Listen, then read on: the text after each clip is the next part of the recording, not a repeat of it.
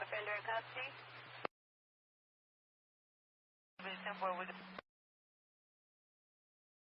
Thanks. If anyone else calls 2050 result, let me know. 10-5, 33.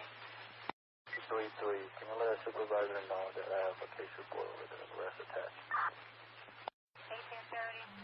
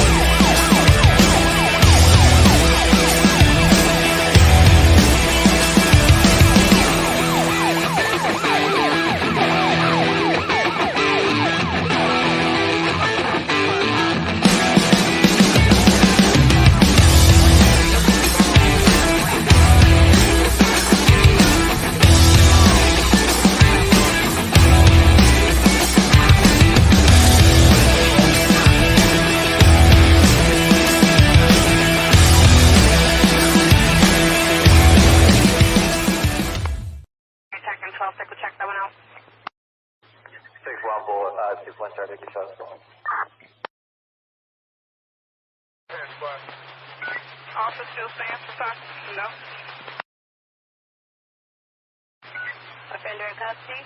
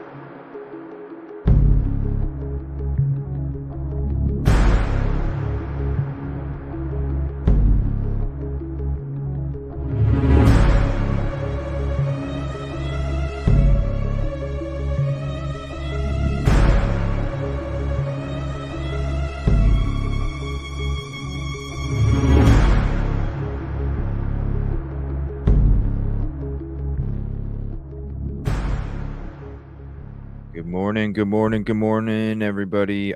First off, I apologize for bumping this back a little bit, and I also apologize if you guys can hear saws and banging hammers and all this other stuff. The fire restoration crew has finally showed up to this property. They're working on the unit next door first, of course. Man, even the vibrations are just fucking with me. I'm sitting at my desk here and I feel the whole desk just shaking, and I'm just like, what the hell's going on? Freeze! First t-shirt, the Freeze t-shirt. We're gonna have the Clip-on Fry t-shirt coming up soon. This is the Freeze, the original. Of course, anything can be customized, so I'm still in the process of getting that store completed. So probably somewhere around this weekend, I'll probably have the store up. So it'll be a YouTube store, and also for those that are not YouTube, but Facebook. And for those that don't have Facebook, I'll also have something on another website that you can go to. I'll probably have something on Twitter as well. I don't know how Twitter will work like that. I still have to look it up. But I want to say good morning to everybody. There's going to be some stuff that we're going to be going through some things that we kind of touched on throughout the last week or so. Some of the things that we were going into last night, we're just going to kind of keep going into it. And we're going to be checking out a little bit of an Inan interview as well. But I thought we would check out some other things as well this morning. I'm not sure how long I'm gonna be going this morning. If it just let me know if you hear it. I apologize. Maybe you won't because of the music, but let me know if it becomes a distraction. It's kind of distracting in a way already. What's up, Caddy? Good morning. Ticket number 1. Thank you. Appreciate you. Scarlet K9, ticket number 2. Debray, ticket number 2.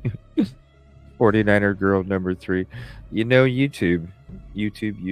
Katrina, ticket number 4. Thank you for hopping in. Appreciate you.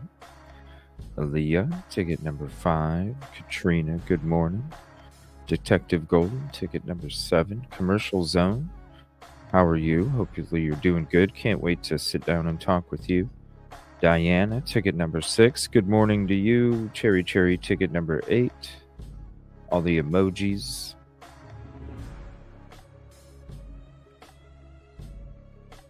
Good morning, Kid Kitty. 2024. We're already a week and a half into 2024. Got a cold spell coming too. Holy crap. This weather's getting crazy. What's up, AG? Good morning. Hopefully you're doing well as well. I know, right? I moved away from the snow and it's been beautiful. But man, that cold. Oh, it's going to get cold. It's going to get real cold. AG golden ticket number 10. Woo-hoo. Woo. What's up? I want to be on a beach every day sipping umbrella drinks. You can have it, but damn.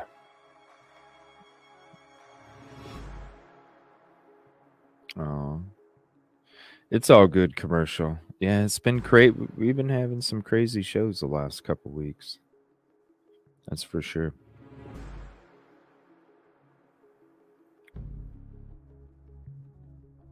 Yeah, it was crazy. Speaking of all the sickness, good morning, Kelly. Thank you for hopping in. Speaking of all the sickness, I went to Hardee's, or if you're on the West Coast, it's Carl's Jr. I went to Hardee's this morning, and they were even wearing a mask at the drive-thru. I was like, oh shit. What's up, Queen Elsa? Good morning to you. John Morgan, good morning. Devo, good morning. Vitamin C, right? Yeah, like when I went to Hardee's, they had a mask on. I was like, oh, hell no. John Morgan, ticket number 11. But I'm okay, though, because, you know, ever since doing this 24/7, I rarely ever, I'm rarely ever out in public. Barely at all. Barely at all. So I'm covered that way, you know. It's only when I have to like go to a store or something. Then it's like, uh-oh. So yeah, the weather is crazy. I had the notification up last night, but probably because I bumped it back. Because it was so loud. It was so loud here this morning. I'm just like, I don't even know if I can do the show. Like, it was so damn loud. I didn't even know if I could do the show. All right. So there's a couple oldies we're going to watch. A couple from News Nation. See what I'm saying? The whole desk is just shaking. It's just bugging me. I'm not used to this shit. All right. But it's a couple old ones from News Nation we're gonna get into first. We're gonna. Oh my gosh. See, this is crazy. What the fuck is? I don't know what the hell they're doing. It's got to be like a sawzall or something. Yeah, that's a sawzall.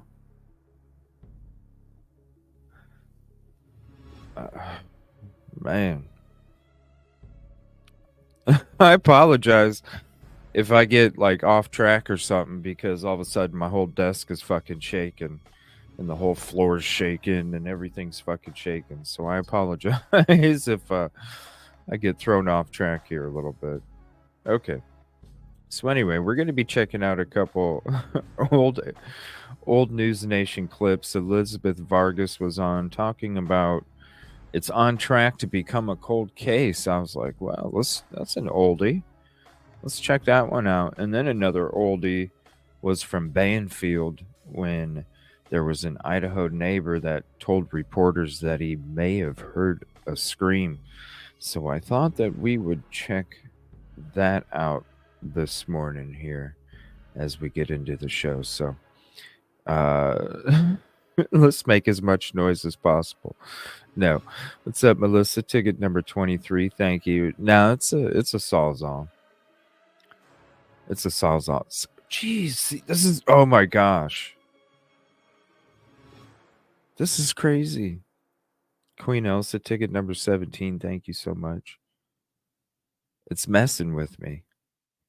Squirrels.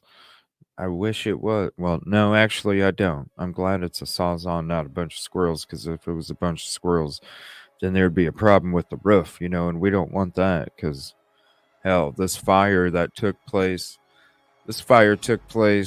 when was it, everybody? Like, middle of August or something? Middle of August or something like that it took place. It's the middle of frickin' January. September, October, November, December, January. They finally show up. So I'm glad it's not squirrels, because shit, I'd hate to see how long it would take them to fix that problem, All right, give me 1 second. We're gonna go ahead and do the switcheroo. I'll be right back. Hey, you gotta have fun somehow, right? I'm going to do the switcheroo. We'll be right back, and then we're going to get into today's topics, and we'll be back on tonight. I just don't have a notification out yet. So we'll be right back.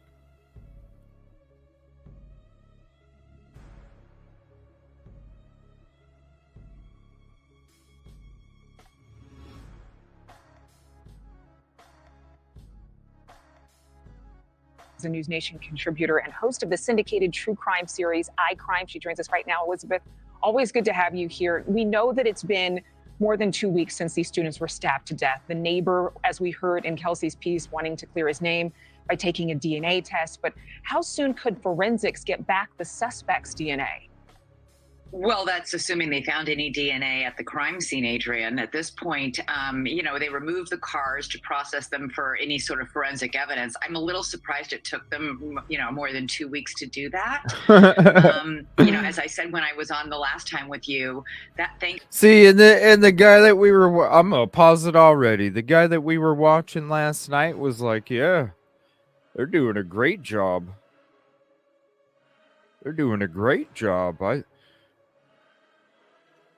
While Idaho slept.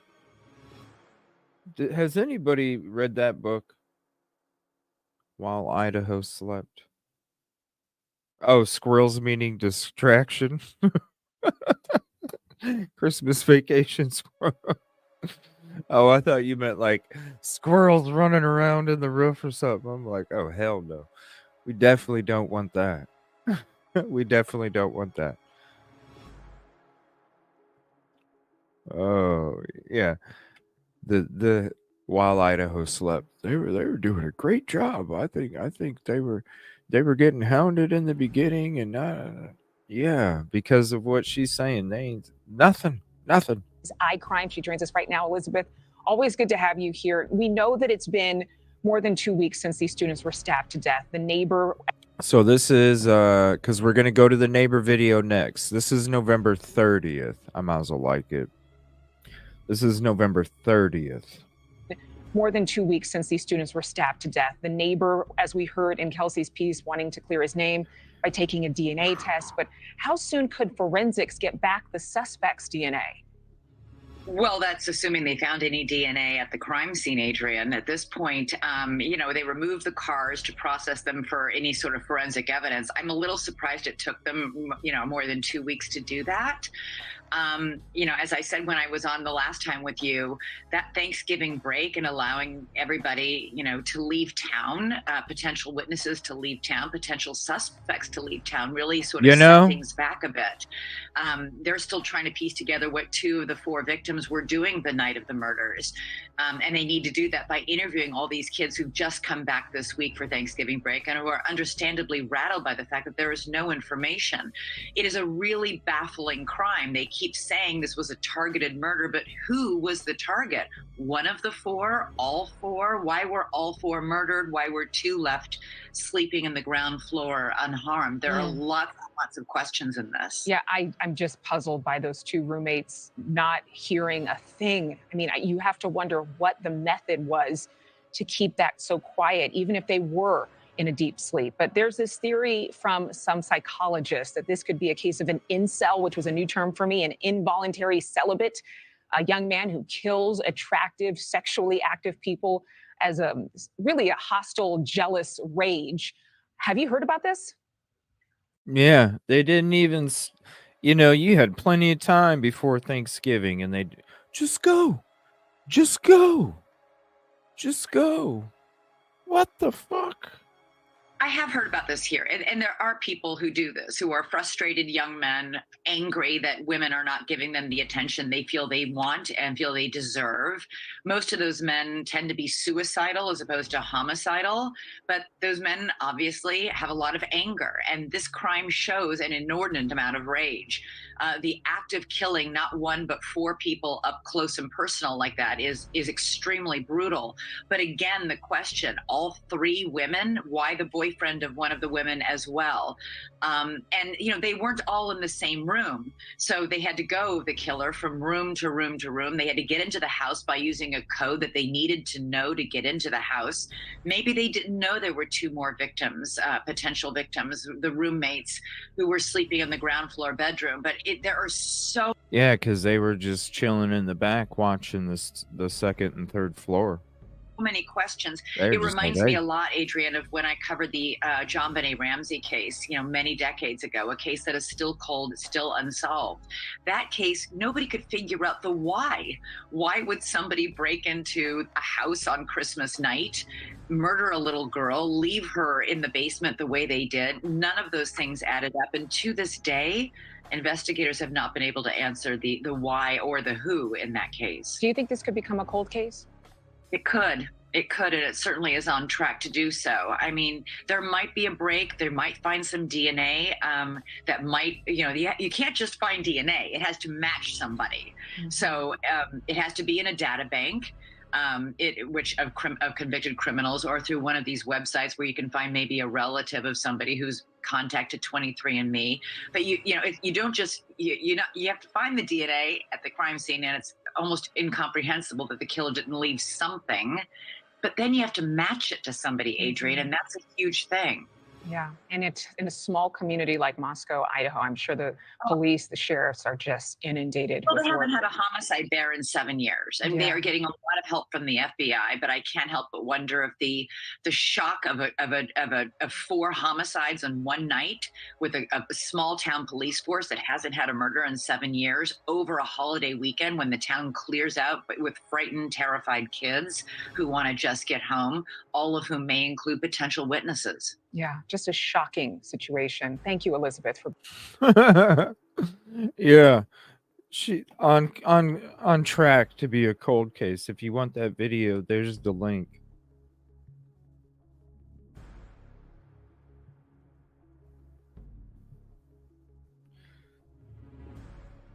Right.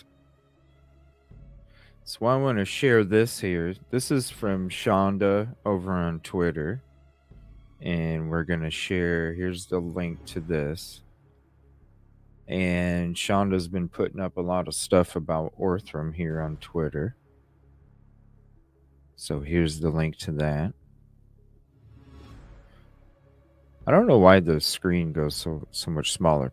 So it says, very interesting to hear Kristen Middleman, Chief Development Officer of Orthram Incorporated, detail the cases they work.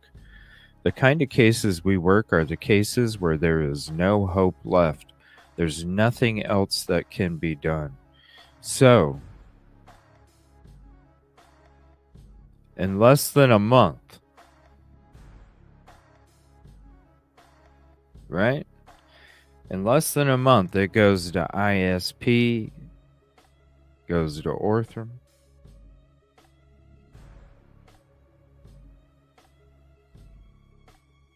When we listen to CC Moore or Vargas, we hear about all the tests and tests and tests.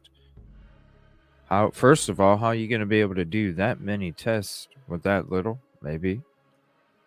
But at the same time, time, also, DNA, time, and then you need all of those reports to then come up with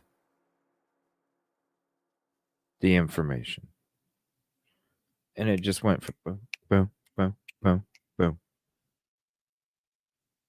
So we're going to check this out real quick. Shout out Shonda. 2022, the Michigan State Police Crime Lab DNA director in Grand Rapids suggested one last chance to solve the decades-old case. The state That's not police even sent a that kind of frozen DNA. DNA sample from Kathy's pink phone to a fledgling forensics genome sequencing lab known as Othram. In suburban Houston. Holy shit, I've been mispronouncing Othram. I've been mispronouncing it the whole time. Othram. Lab known as Othram in suburban Houston, Texas. The kind of cases we work are the cases where there is no hope left. There's nothing else that can be done. The standard code 22, the Michigan. Nothing else can be done. It's crazy. Yes. Right? Thank you, Commercial Zone. Been a lot of stuff. Let me see here. Let's see. This is from Sleuthy. I'm going to share this. We talked about this last night too. I wish it zoomed in. Hold on. Let me change it. I don't know why. Is this better? That might be better. I think so. All right. In the beginning, we were told ISP found no DNA, and that is why they sent the sheath to Othram.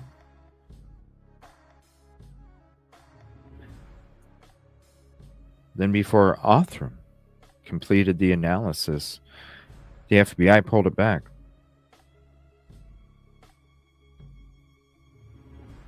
Also quickly, too.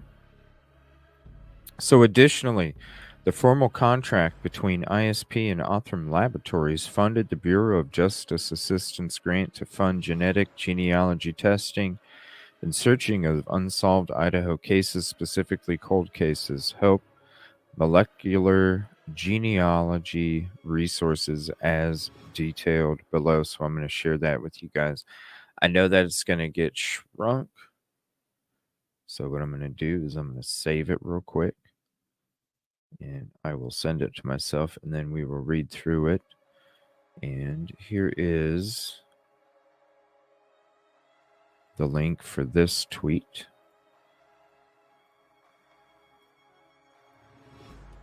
So there's that. And let me send this to me real quick.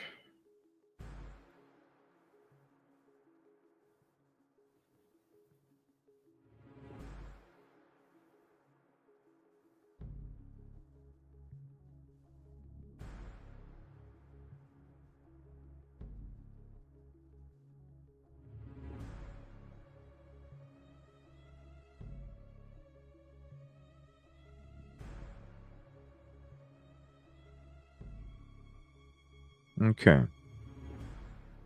So it says Idaho State Police, and then just like it said up there, cold case help, molecular genealogy resources. It says the Idaho State Police Forensic Services Laboratory, and I'm going to show you something in a minute after this that we that we saw last night. The Idaho State Police Forensic Services Laboratory, ISPFS, is extremely excited to announce that we have secured a Bureau of Justice Assistance grant to fund genetic genealogy testing and searching of unsolved Idaho cases. Again, this is from Idaho State Police, 2021. Idaho is the first state in the country to take the statewide approach for this technology. Instead of each law enforcement agency having to negotiate their own contract pricing and quality control with a private lab and genealogist, ISPFS has done that at the state level through the Idaho Department of Purchasing. In addition, by ISPFS securing federal grant funding, we can offer these services to local county and state agencies at no cost to the local LE agency. At no cost. That's a pretty damn good deal. In order to facilitate this, ISPFS has formed a state genetic genealogy investigation team consisting of laboratory personnel, an Idaho State Police investigator/detective, and a representative from the Rocky Mountain Information Network, RMIN, to identify cases eligible for testing under this grant. Once a case is identified as eligible, the team is reaching out to the local law enforcement agency and prosecutor to bring them on to the team for the case. The state team is a resource for local LE. Idaho now has a formal contract with Othram Laboratories, a prominent leader in forensic genealogy, to conduct the genealogy testing and forensic genealogy searching. ISPFS is ensuring that Othram follows accepted laboratory processes and procedures and complies with the United States DOJ interim policy on forensic genetic genealogy, DNA analysis, and searching. Man, my desk is shaking like crazy. ISPFS has already searched out our records for cases we know would be eligible under this program. We have started contacting individual Idaho law enforcement entities and prosecutors on approximately 15 of those cases. The law enforcement entity and prosecuting attorney are being asked to confirm certain case criteria and sign an MOU that they will investigate this case if the molecular genealogy technique generates investigative leads.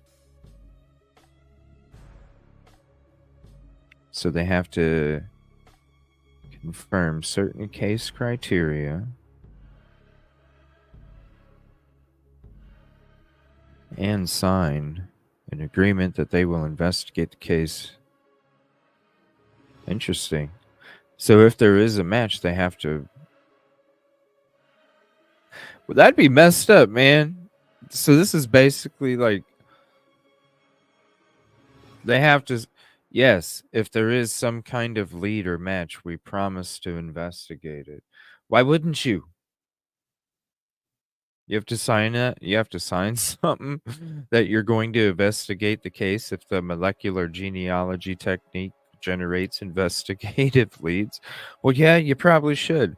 That they will follow DOJ policy for investigating the cases and that they will take the appropriate prosecution actions as an outcome of the investigation. I would hope so. That'd be pretty messed up. Yeah, we got a match on an old case. We're not going to investigate it. We want to be very clear. Maybe because they had that problem up there already. Jeez, can you guys hear that?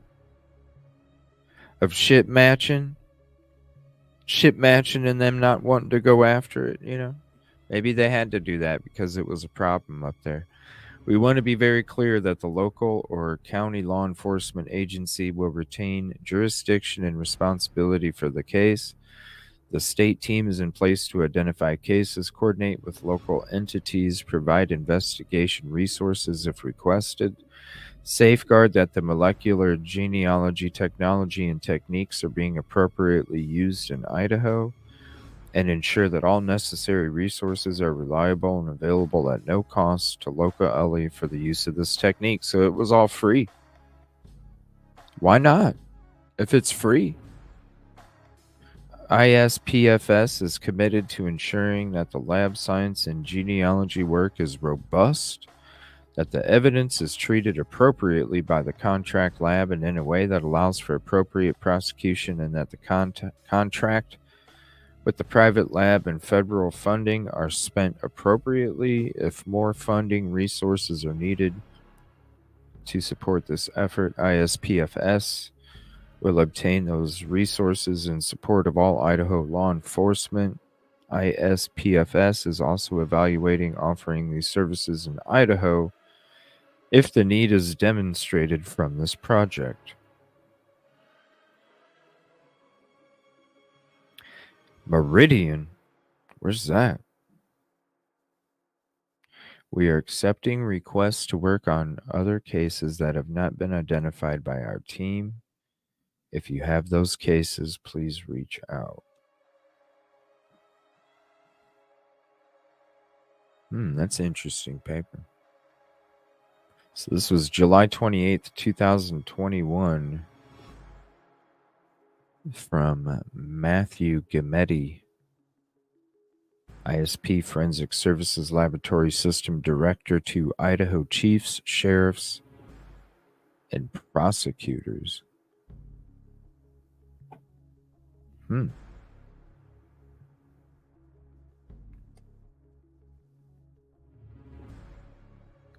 On top of which, I heard they even interviewed some of the witnesses outside 1122 instead of back at that. Yeah. Did you see anything? No. Did you hear anything? No. Okay. What about you?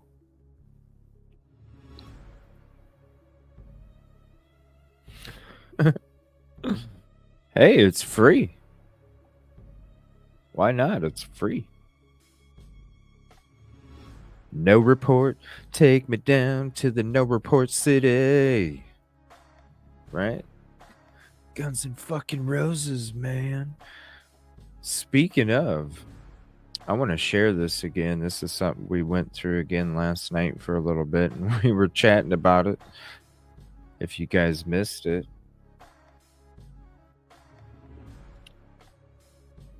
This shit's crazy. Oh, No Report City from Guns N' Roses? Yeah. Where's Weird Al when you need him? Weird Al. No Report City. Singing about Moscow. Weird Al needs to get on that. The Inquisitor, we're going to check this out. This is when... yikes. This is when... Lady freaking glove fell on the ground. What? Like, if you haven't seen this yet, you're gonna freak. Here's the link to this. Gosh, this is driving me nuts. The freaking whatever they're doing over there.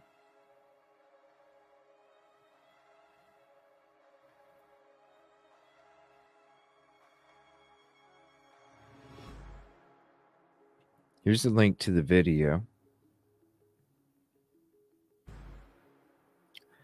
The whole freaking place is shaking. Oh my Lord. I'd rather... Can you guys hear that?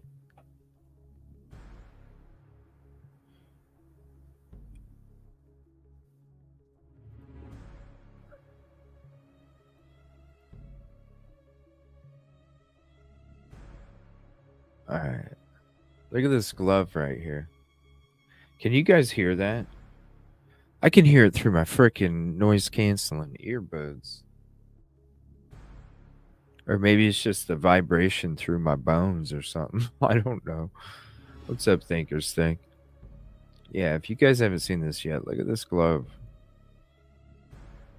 The glove gets... Holy fucking shit.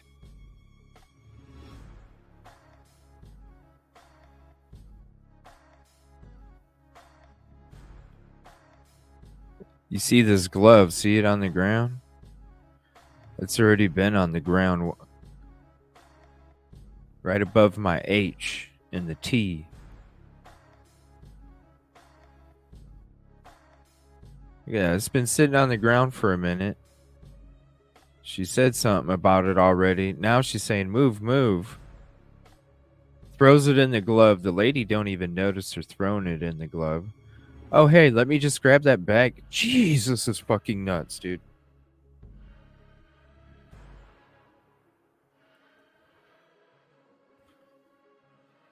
Oh.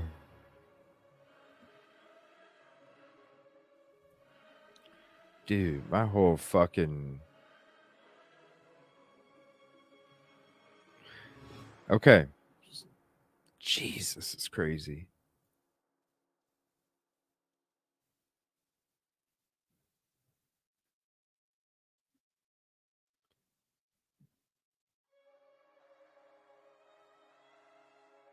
What? I don't know what the fuck they're doing over there.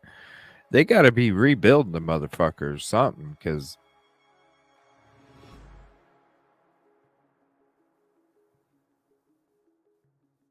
Unless they're like cutting out the parts that had the the chunks that had the fire in the walls, and I don't know.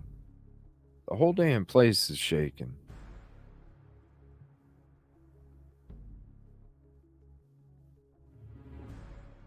All right, sorry. So you're gonna see this glove fall on the ground. It's gonna be sitting there for a minute. You're gonna see the lady say something. She don't respond. And she's gonna say something again, say something again. You see the lady step on it. The glove's already on the ground. See it? The glove is already on the ground. Now they're... Hey, there's a glove on the ground. This guy's watching. You got the Idaho State Police right here. This guy's watching. Hey, lady. Hey, hey. Give me that. Let me get that glove. He just turns around.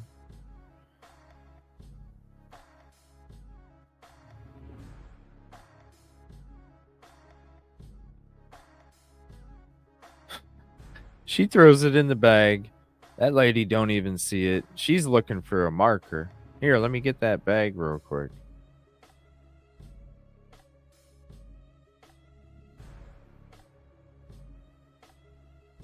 Oh my gosh. The whole fucking desk is shaking.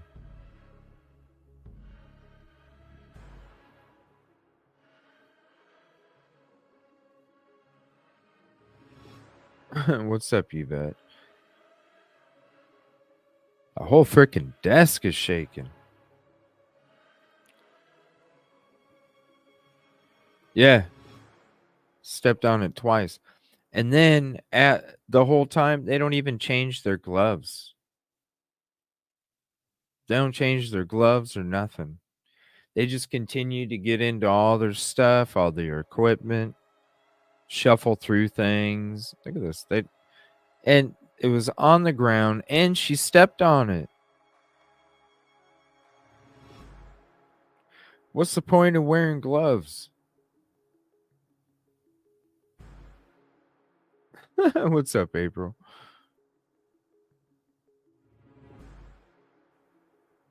They didn't even change their gloves. They're just... Look, they have a whole box full of fucking gloves. They got 2 boxes.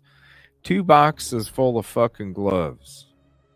And they didn't even change the ones that... Then why are you wearing gloves if you've already touched the fucking ground and the bottom of this lady's shoe? And then who knows what they labeled that bag as, because the lady didn't even see her toss the shit glove in it.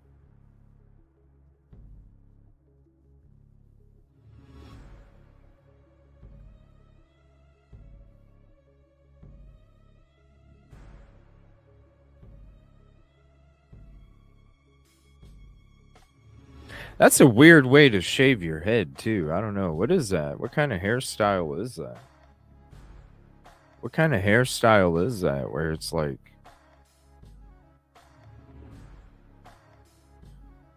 long? above that line. I don't understand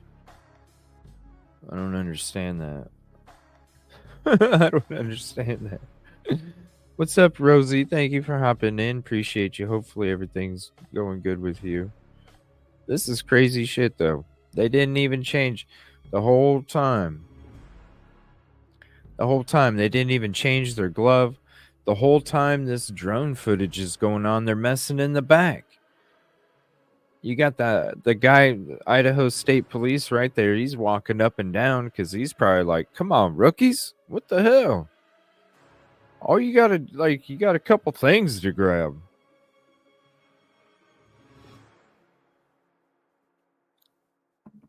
They just let that glove fall on the ground. Hey. Yeah, I know. That's what I'm saying. I know it's shaved underneath, but did you see? It's not like a straight line. It goes this way and then down, and then I don't under.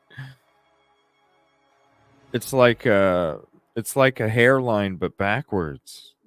I don't, it's like a hairline for a dude, but it's like backwards. I don't know. Why is it in the back of the head? I don't get it.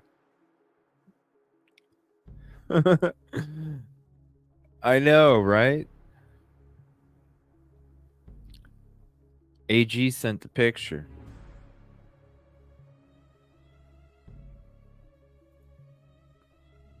Look at that. The gloves on the ground. I can't believe this shit. Stepped on it already. She said something. She didn't say, she's like, screw it. Completely straight stepped on. Totally. Hey, get out of the way. Oh, I'm going to go ahead and grab 2 more gloves. What do you do with them? You ain't putting them on. You just put them in. Oh my gosh. You grab 2 fucking gloves with the gross gloves. You grab 2 gloves out of the box to put them in your pocket? What the fuck is this? This is the state police? This isn't Moscow. This is state?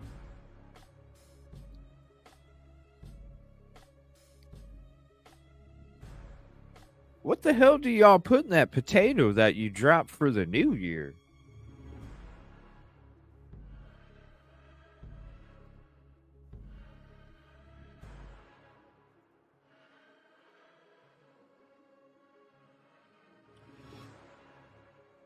That's not the same lady.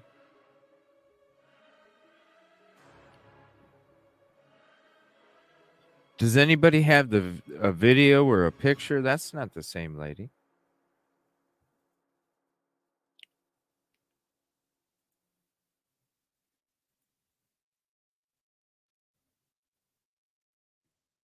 That's just from Koberger's apartment, though.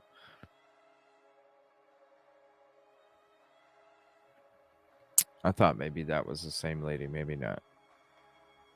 Oh, my Lord.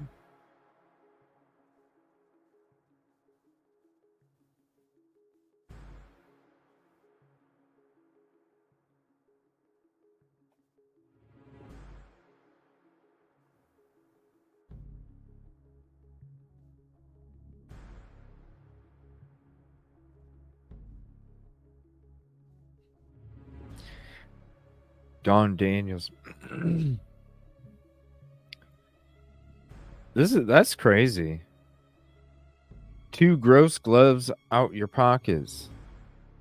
Ain't that though? I'm gonna touch what is the point of gloves? What is the point of gloves? What is the point?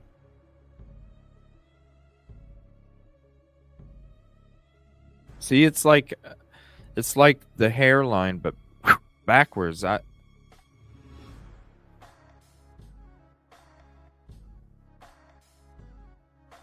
Hey, there's a glove on there. Hey.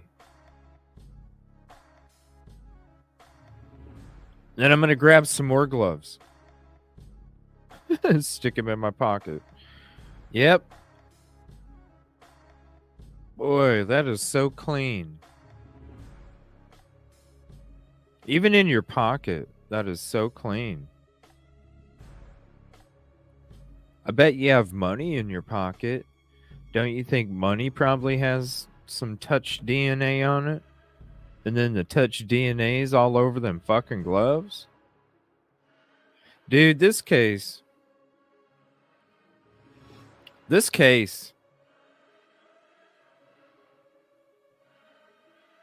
me see. I'll try and look it up. I mean, I know I have it, but shit, it would take me forever to find it.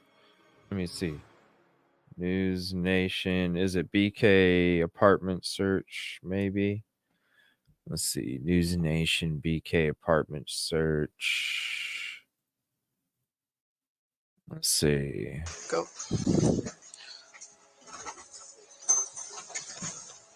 Going next? Yeah. Yeah. Police department search warrant. Come to the door.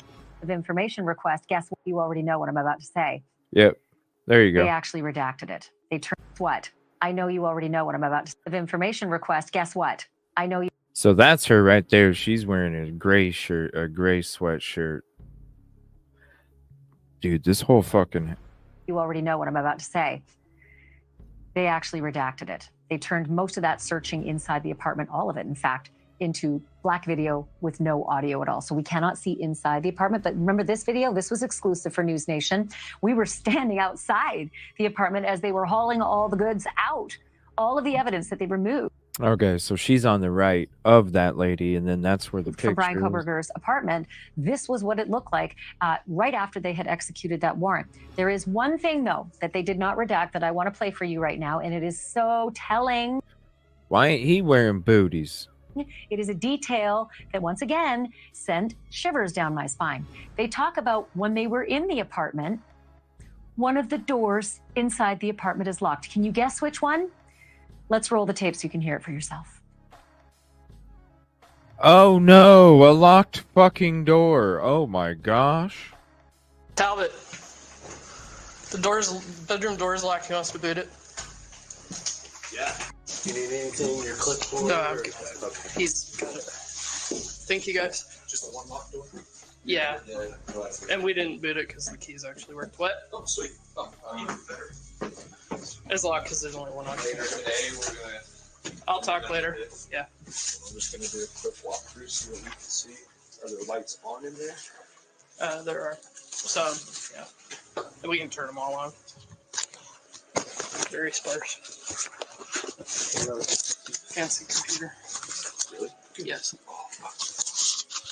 Wow, we haven't watched this for a while. That's Mallory's going to be all over that. Fancy. So he was told he could do a triage here, and then once it's packaged, we can't do anything until we get a warrant in Idaho4. Correct. So he can triage all that we're still here. Yeah. Mm-hmm. I remember watching this. There's a lot of shadiness going on in this. I remember we were kind of digging into this a while back. A lot of shadiness going on right there. Hey, you want us to bust it? Banfield, listen, his door was locked. And then they're like, yeah, it was fine. The keys worked. Like, what the fuck you think he's trying to hide, Banfield? He even left he left and locked his room. And he left the key for somebody to unlock it. Isn't that crazy? Or they got the key? Oh gosh, he had a lock on there that nobody could get in. Give me a break. Okay, so there you go. Whoa. Talking about the bedroom door. Brian Koberger's bedroom door was locked. Whoa. Brian Koberger wasn't there. Why would his bedroom door be locked? I don't know, It Ashley. just kind of defies logic, doesn't it? It does. I'm going to talk to Brian Enton about that in a moment. Nobody fucking locks their doors. Oh my gosh. Defies logic. You know, and no, we weren't sucked into it. This was May 4th. But I wanted to tell you some court documents also dropped today. Yeah. 166 pages. Yeah. Apparently the testing for blood on the pillowcases and the mattress, Yeah. presumptive test for blood. Oh my That's what gosh. Oh my gosh. Nobody has a fucking nosebleed and nobody locks their doors. It defies logic. It defies logic. Wasn't that crazy though? Like when we read through the search warrant for his apartment, irregular spots. What's a regular spot? Like a triangle? An octagon? Like what's a regular spot? Irregular, brown, reddish spot. Light switch in the bathroom.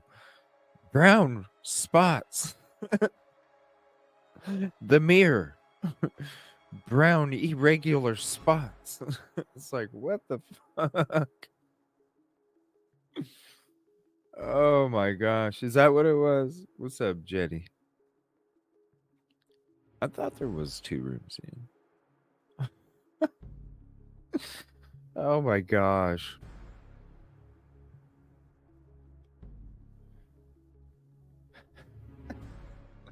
It defies logic. Oh my gosh. Didn't the victim... I don't know. You know, like, it defies logic, Rosie. It defies logic. Chemical tests said chemical testing for blood, not just reddish brown stains or on the I gotta uncased finish pillow this. and mattress cover. Presumptive testing for blood. Also, they released new floor Reddish brown, reddish brown, like it got to be comical after so long. You're just like, is this? I mean, and trust me, I'm not saying I'm making a joke out of it because of how it's worded, but you know, you got to collect everything, you know. But they were smart because in their search warrant, they wrote, "We want to make it clear that the reason that we're doing this is because of the stuff that we got from Moscow." They just wanted to make it clear. Just like the PA arrests, we want to make it clear the reason that we're arresting is because what they are telling us. My whole fucking place is shaking. This is crazy. I'm sorry. It's distracting the hell out of me. I'm sitting here like this. But yeah, anyway, it was kind of comical because it's just nothing but reddish, irregular. I think there was 2 regular, maybe. Everything was plans irregular. of Brian Koberger's apartment number 201. And the big news, they also released a trespass order. Washington State University effectively said on... Oh, nice. Shit, let me take a screenshot of this. Is it going to get rid of the frickin'...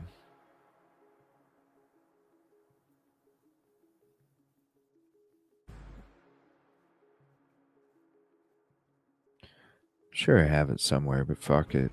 I lost a bunch of shit a few months back. The 30th, the day of the arrests, the day of this warrant. Brian Koberger, you may never step foot on this campus again. It is officially going to be trespass. I want to get right to Brian Enton, who's been covering this story since... Listen, he's arrested. I don't think he's going to be trespassing. Since the beginning. First of all, I want to get your thoughts on all of this. I don't think but he's also the going to fact be that we're hearing Brian Koberger's trespassing. voice, Brian, for such an extended period of time in what seems to be like a polite debate. Yeah, it's like, where do we even begin with all of this? There's so much to talk about, Ashley. 166 pages of documents released just within the last couple of hours in that video that you obtained. The voice, I found probably to be the most interesting in all of it. I'd only heard him say a couple of, words in court in the past. I hadn't heard him really complete full sentences before. I've heard a lot of people say that they think that he sounds condescending. Is he condescending? Is he monotone? Is he just we've heard he's socially awkward in the past, but it was very interesting the way he went back and forth with the officer. She really kept her cool. And like you said, even went back and looked up the law and gave him all the information he was asking for. But I couldn't figure out, and maybe you have some insight into this, Ashley, like, was he being condescending or is this just his awkward personality and he actually wanted to know the details of the law. Good morning, It was Swamp very, very Snug. Ticket strange. number 52. Well, I can tell you this. I spoke with Steve Gonzalez tonight, and I asked him what he made of this interaction with the police officer. And Steve Gonzalez's exact words were he was respectful, but also quite awkward. Just exactly what you just said. Yeah. I also want to tell you what he said about the warrant. And He got fucking pulled over. Did you see how awkward Gray Hughes was when he got pulled over doing his his route? Did you see how awkward he looked?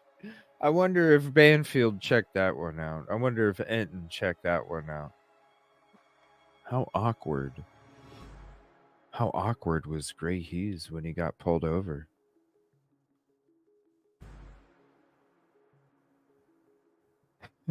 Did you see how much that Moscow PD officer cared when he said, "Yeah, I'm not one of those YouTubers out there spreading conspiracies." The officer's like, "Okay. I need your shit." Oh, it was so funny. Oh. If you guys got to go check it out. If you haven't seen the body cam, you got to see the body cam, not the actual body cam from Moscow PD. The body cam's out. You got to check it out. It's funny as shit.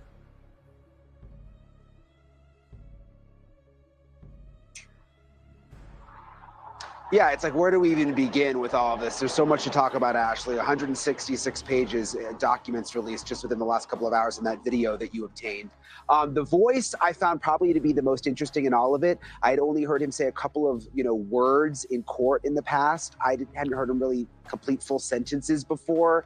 I've heard a lot of people say that they think that he sounds condescending. Really? Is he condescending? Is he monotone? Is he just we've heard he's socially awkward in the past, but it was very interesting the way he went back and forth with the officer. She really kept her cool, kept her cool. What the hell was he doing? He wasn't threatening the officer. He wasn't giving her a hard time. Kept her cool? Oh, Brian Enton, this was you back then? Was it really? Maybe I missed this one. I don't remember Brian. Kept her cool. I mean, yeah, the most interesting thing about it was the voice, because we had never heard the voice. We had never heard the voice. But who's condescending or having an attitude? What, is she like a hero to you, Brian Enton? Because she kept her cool? Like, what the hell? We all watched it. He sounded, I don't know, he sounded very respectful. He sounded very respectful. I remember when we watched it when it came out that, back then. And, we thought he was pretty respectful. I don't know. Maybe I don't know. He was asking a question. I'm telling you right now, when I was out in Pennsylvania, hell, even in Moscow, they have weird, it's just weird shit. Some of the streets and the way that they have it set up, and even in Pennsylvania, shit, I think Pennsylvania, don't y'all have your own turn lights for turning right? Like, normally you have a stoplight and you turn right on red. It's just a normal stoplight, unless it says no turn on red. But I'm pretty sure, if I remember correctly, over in Pennsylvania, there's an actual fucking light to turn right. Oh no, this shit's crazy. To me, it looked like some dude that was getting used to the way that the streets were and stuff around there. I mean, it is a lot different.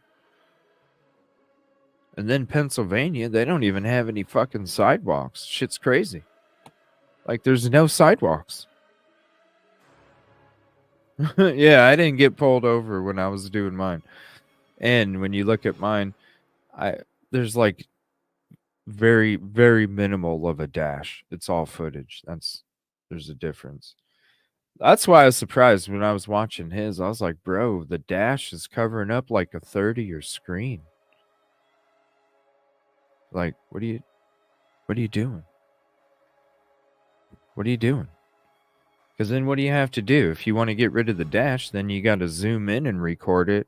If you're zooming in to record off of footage you already recorded, well, then the pixelation and the quality dramatically drops after that. So it's like, why don't you just do it right from the beginning. Make sure you don't have a dash in your shit and you're good. Then you don't have to worry about it. And you get the clearest shit possible. Yeah, it was crazy. Sorry, I was live streaming. That's my excuse for speeding. Well, you're probably going to get a ticket for sure if you're like, tell them, yeah, guess what? I was using social media. That's why I was speeding. Not everybody is quiet or calm, or calm. I thought he was polite. I thought he was respectful. Thought he was asking questions because he wanted to get familiarized with the traffic patterns and the laws and such.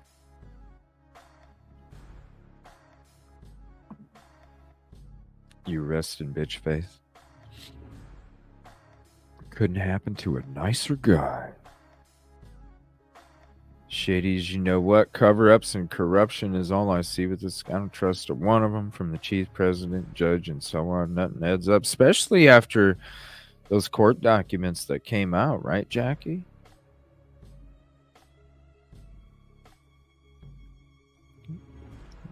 Like, where's the transparency now? Where's the transparency? I don't see it. Here's a shout out to Caddy. Thank you. Appreciate it. Here is the trespass admonition. What? How do you pronounce that? Admonition? Office of Public Safety, Gary Jenkins, Chief of Police.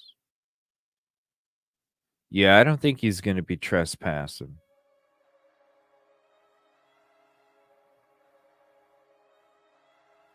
This admonition is to inform you that you have trespassed from all areas of Washington State University. This includes all buildings, sidewalks, breezeways. Yeah, he's gonna hop out and go have a smoke on the breezeway. Right? He's gonna hop out. He's still in Pennsylvania, but when he comes back to Idaho, he's going to pop out and he's going to go have a smoke in the breezeway. And he's going to, kind of like Peter Griffin, you know, that little, hold on, let me find it. I got to, hold on. Let's see. I'll probably get in trouble, but fuck it.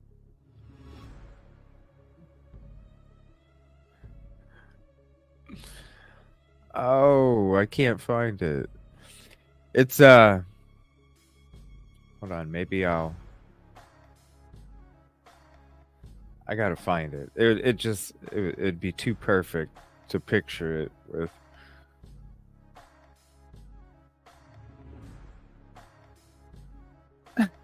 This one right here. This one right here. That's Brian Koberger on the breezeway. He's just like, watch out. He's coming. That's Brian Koberger right there in the breezeway. Just peeking. Just peeking. Yeah.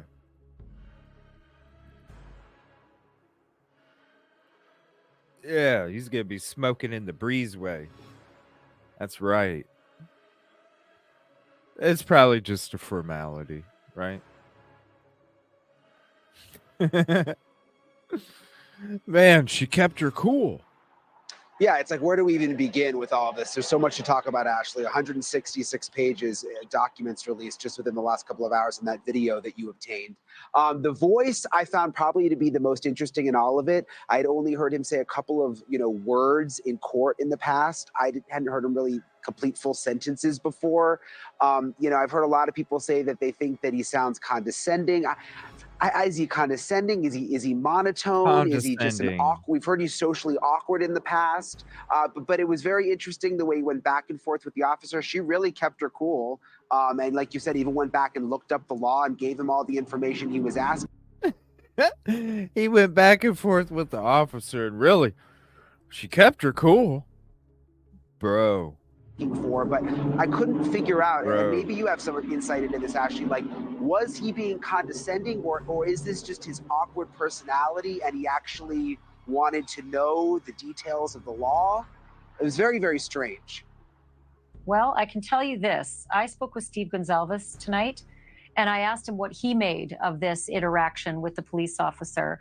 And Steve Gonzalez's exact words were he was respectful, but also quite awkward. Just exactly what you just said. Yeah. I also want to tell you what he said about the warrant and the locked bedroom door. These are Steve Gonzalez's words, Brian. He said, quote, "My thought is, why would you need to lock a door to your own room in an apartment that isn't shared, unless you're worried the landlord might enter when you're not home and get into your room?" Again, those are the words of Kaylee Gonzalez's father, Steve Gonzalez. Of course, Kaylee, one of the victims alleged to have been murdered. Thank you for watching.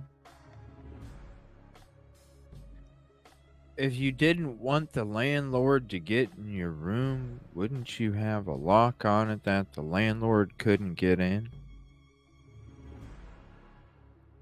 They got in no problem, so either the keys were left on the frickin' coffee table, or the landlord had the keys. And if they can get in the locked bedroom door with the key, well then, if you're trying to really keep people out, Ashley, don't you think that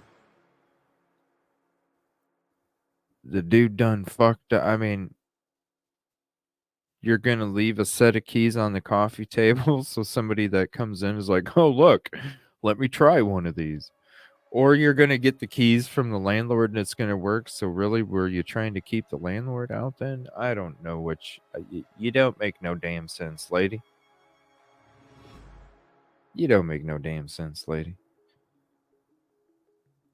All right, I'm going to share something here. This is from a week ago. I want to say shout out Doc Thrifty. Thank you. Appreciate. Doc Thrifty says, I was looking around for some Apple Watches on Kaylee's arm. I wasn't able to find a recent one of the watch, but I did find this photo with the girls, and it looks like those are Vans on Xana's feet. Nothing major, but I did want to share in case you didn't see this one. It stuck out to me because of the footprint Ellie mentioned about being a Van sneaker.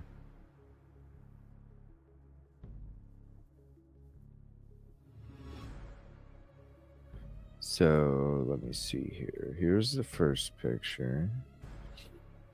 Now, what do you guys think? I'm not familiar with Vans, but it kind of looks like a Chuck Taylor. Court TV showed him. I know Court TV always having to make me put up the damn coffee cup for everybody because they kept showing BK's face, or they kept saying he was connected to them on Instagram. Really, Court TV? I got to put that shit, because I couldn't let that misinformation be put out there like that, you know? What do you guys think, though? I'm not familiar with the Vans too much, so let me know. I know that that's a sole I usually never see on Chuck Taylors, so maybe they're not. I'm just looking at this, but then again, I never wear Vans, so maybe that is a trademark for a Vans shoe, and that's a trademark sole. What do you guys think? What do you guys think? Let me see.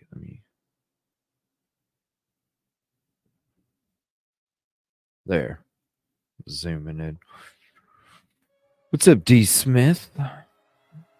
I do think someone had some kind of Alexa or Google thingy in the house.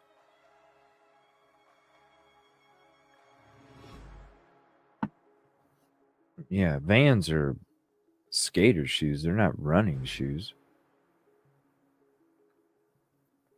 Yeah, if you're a runner, you're not. Because, I mean, I don't know. I don't wear them, but I know with Chuck Taylor's, like, I love the style. But they ain't got no ankle support or foot support in those damn things, you know?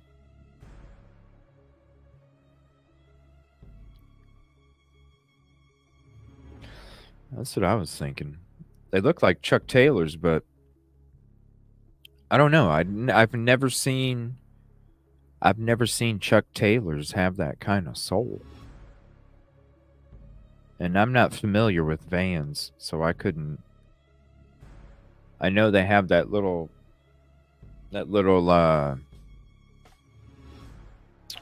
rectangle in the back of the sole, you know, that has the Vans tag on it, Vans. But I'm not that familiar with Vans, so I'm not sure. What's up, Villainous Cupcake? I told you I'd get it right every time after the third fuck up.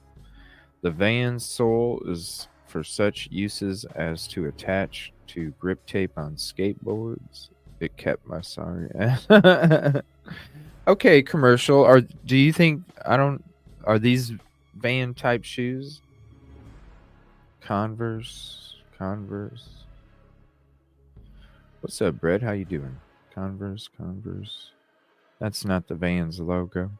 Yeah, the Vans logo is like a rectangle and then a V. But I don't know. I wasn't too familiar. I'm looking at the sole. I've never seen. I'm gonna be honest. I mean, I used to wear a lot of Chuck Taylors, and they. That's one thing that Chuck Taylors were horrible. Was like there was this much of a sole. It wasn't much. You had a fifth of this much in ankle support. So you might want to loop your shoestrings around your ankles or something a couple times because you had no support in Chuck Taylor's either. You were rolling ankles left and right. I don't know how many damn freaking twisted ankles I got from wearing Chuck Taylor's. Trying to play ball. Shit sucked. But I ain't never seen them have that sole like that.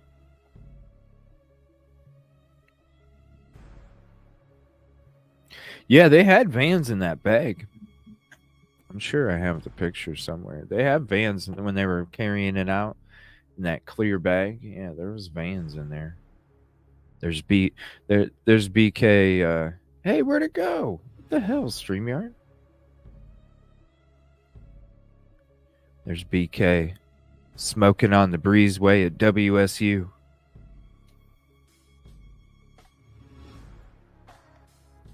They said I trespassed. What's up, Blue Zeke? They are platforms. My daughter has, so they got platform Chuck Taylors. That looks like the bottom of a star on the logo. Yeah, that's what I was thinking. Chuck the circle but I just ain't never seen them soles like that before. Has anybody found anything more about the Apple Watch?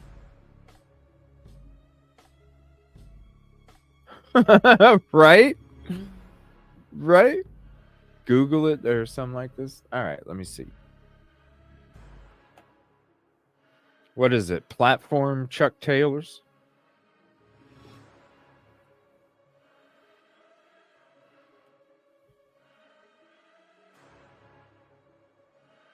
Oh, wow.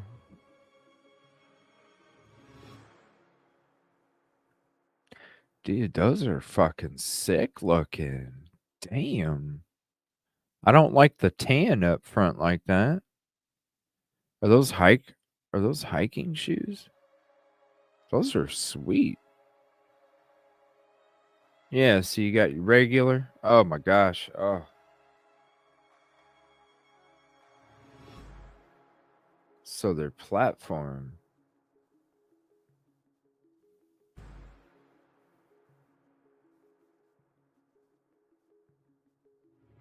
Jeez, look at that. Those are nice looking shoes. With that extra sole, you know? Those are nice looking with that extra sole. That was one thing they fucking lacked was there was nothing to them. $80 for a damn pair of shoes that are barely there. You out of your damn mind.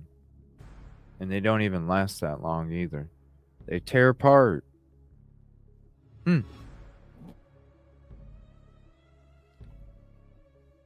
Yeah, platforms. Extra cushion.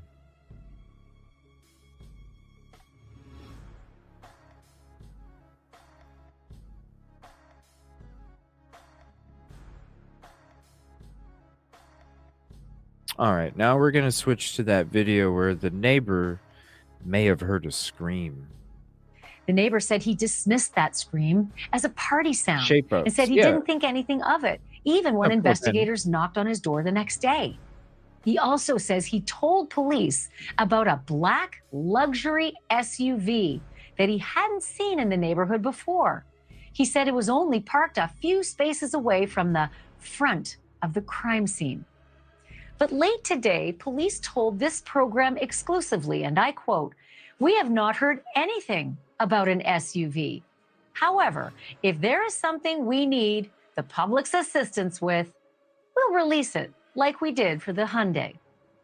That neighbor wrote about the crime on Facebook about 12 hours after police found the bodies. And very curiously, he contradicted himself.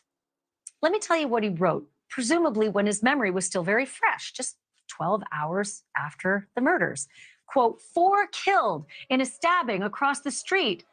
No screams, no evidence, no trace. It is unclear why he is now telling the Idaho Statesman newspaper reporter that he did hear a scream, right when he was going to sleep at 4 a.m., and that he didn't even mention that to the police. Perhaps now the police will re-interview him about what he says he heard and what he says he saw. See, like all the way here, and this was December 9th, 2022. So this is when all of the Inan stuff had been Inan, and I'm like, look, his story already changed. Why am I gonna put 2 shits into it when the story already changed? How do I know this isn't gonna be different in another month or 2? Aw, prayers blue. Nap sounds good too. I don't know. I never wore them. But isn't that interesting though? No screams and then screams. And then there is this story of what another neighbor saw. Reports that that neighbor told the police that she saw the front door of the kids' home wide open about 8:30 a.m. on the morning of the murders. And if that detail was known to the police as well, it sure didn't seem to make its way to this guy, the chief. Wide open. Why was it wide open? Because of the smell. And then there is this story of what another neighbor saw. Reports that that neighbor told the police that she saw the front door of the kids' home wide open about 8:30 a.m. on the morning of the murders. And if that detail was known to the police... Doesn't that story sound familiar, people?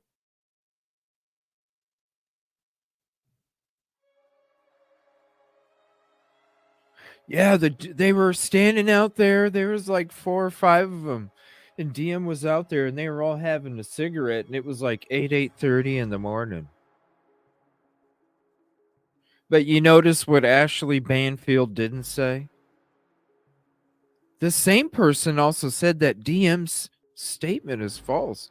This other person said that there was certain individuals out there that they know for sure. Give me a break. Ashley would have been all up on that shit. I can't believe there's still conversations about if Dot is real or not. I'm sorry. Yeah, I talked to Ann Taylor. She said that we can meet at night. Yeah, I went into the office and I told him my story about how DM's statement is false. And I went into the office and I told him all of the things that I said on CJ's show, and somehow I was able to walk out of that door and nobody ever fucking stopped me, and nobody ever fucking contacted me, and nobody ever said, here, let's put you in a penthouse suite because you're going to be the star witness that's going to get our client off. I mean, and there's still, I don't get it. I really don't. I thought this shit was put to bed last summer. Shout out, Jules. Thank you for all your hard work. As well, it sure didn't seem to make its way to this guy. Thank you, Charlie Brown. James Fry, because when asked about it yesterday by the Daily Mail newspaper, Chief Fry said this was news to him. He said this, and I quote the paper, "I'm not even sure where that came from, to be quite honest. I'm confused. I don't know about you. But I want to bring in Caitlin Becker because she is a senior reporter for thedailymail.com, and that's the newspaper that got that interview. So, Caitlin, I am not quite clear on how the chief of police couldn't have heard anything and seemed surprised by your newspapers even asking the question about the open door. Because if there's one detail that would stand out among many, it would be that the front door of the house where the murders happened was wide open just 4 hours or so after those kids were killed, and multiple hours before anybody would wake up." Ashley, the neighbor told us that it was 8:30 in the morning and the door was wide open. It stood out to me. It stands out to you. It is very curious that the police don't seem to have any information about this. I don't know if that's because maybe some people are hesitant to talk to the police versus talking to a reporter, but the question, because they lawyered up right the fuck away. Nobody wants to be the responsible one for opening the door. Let's be real. There's a reason why the door was open, because they couldn't stand the fucking smell. Question remains, now that we've reported it and it's out there, the police still don't seem to have commented on the fact that the door was wide open that very morning. Yes. And they had multiple officers for 26 days. Just yes. Oh, it's always Christmas. Any month of the year when I get to see this part. Oh, I love this part of the video. I love this part of the video. The guy trying to squeeze through the van door that keeps trying to squeeze him in because he doesn't realize all you have to do is just pull the door handle back real quick and then it opens itself. And when you try and open it yourself, when it's in the process of opening itself, it gets jammed up and then wants to close back in on you. So this guy's like a little mouse trying to squeeze through a hole. And it's out there. It's hilarious. Police still don't seem to have commented on the fact that the door was wide open. It's like a mouse trying to get through a hole. Watch this. And they've had multiple officers for 26 days. Just this scene last night. 5 more agents going in and out of that house. These were very unusual looking agents, though. They didn't have any evidence bags. They went in, they went out, didn't take any notes as they were walking through the house. Out to me, hey, instead of freeze, it's squeeze. Stands out to you. It is very curious that the police don't seem to have any information about this. I don't know if that's because maybe some people are hesitant to talk to the police versus talking to a reporter, but the question remains, now that we've reported it and it's out there, the police still don't seem to have commented on the fact that the door was wide open that very morning. And they've had multiple officers for 26 days. Just this scene last night. 5 more agents going in and out of that house. These were very unusual looking agents, though. They didn't have any evidence bags. They went in, they went out, didn't take any notes as they were walking through the house. We could see that through the window. They certainly appeared to be FBI, maybe on a go-see to get familiarized for the first time because they've added new FBI agents to this case, but they wouldn't answer our questions either as they walked by and kind of hid their faces, which was unusual as well. But I digress. I want to ask more about those local cops and the chief himself. We have been begging to get the police in an interview so that we could ask some of these questions for clarity, not even to give us, I'd like information about the case, but just to get clarity on their messaging.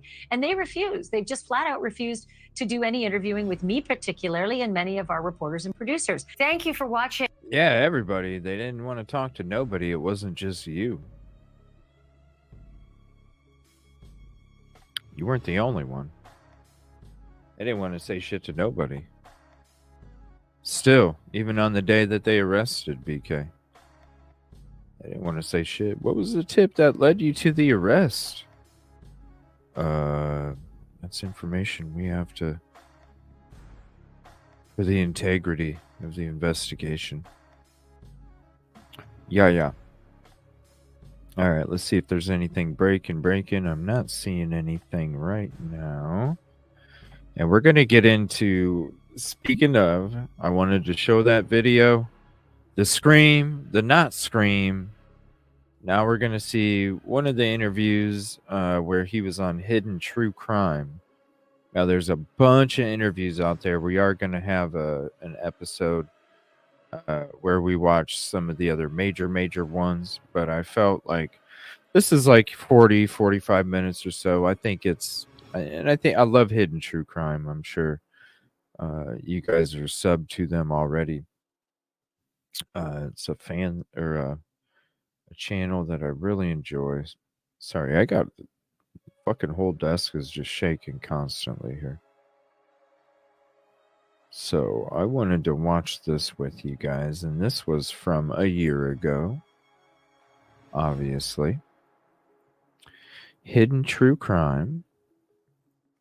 Damn, 130,000 subs. That's nice. Her and her husband. Now, most of the time I see her, I haven't seen him too much. Was Jack D one of the Washington State Cowboys? I don't know. Yeah, it is a good interview.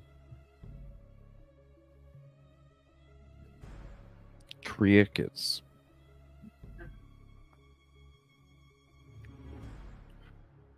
Yeah, it's like wearing paper bags.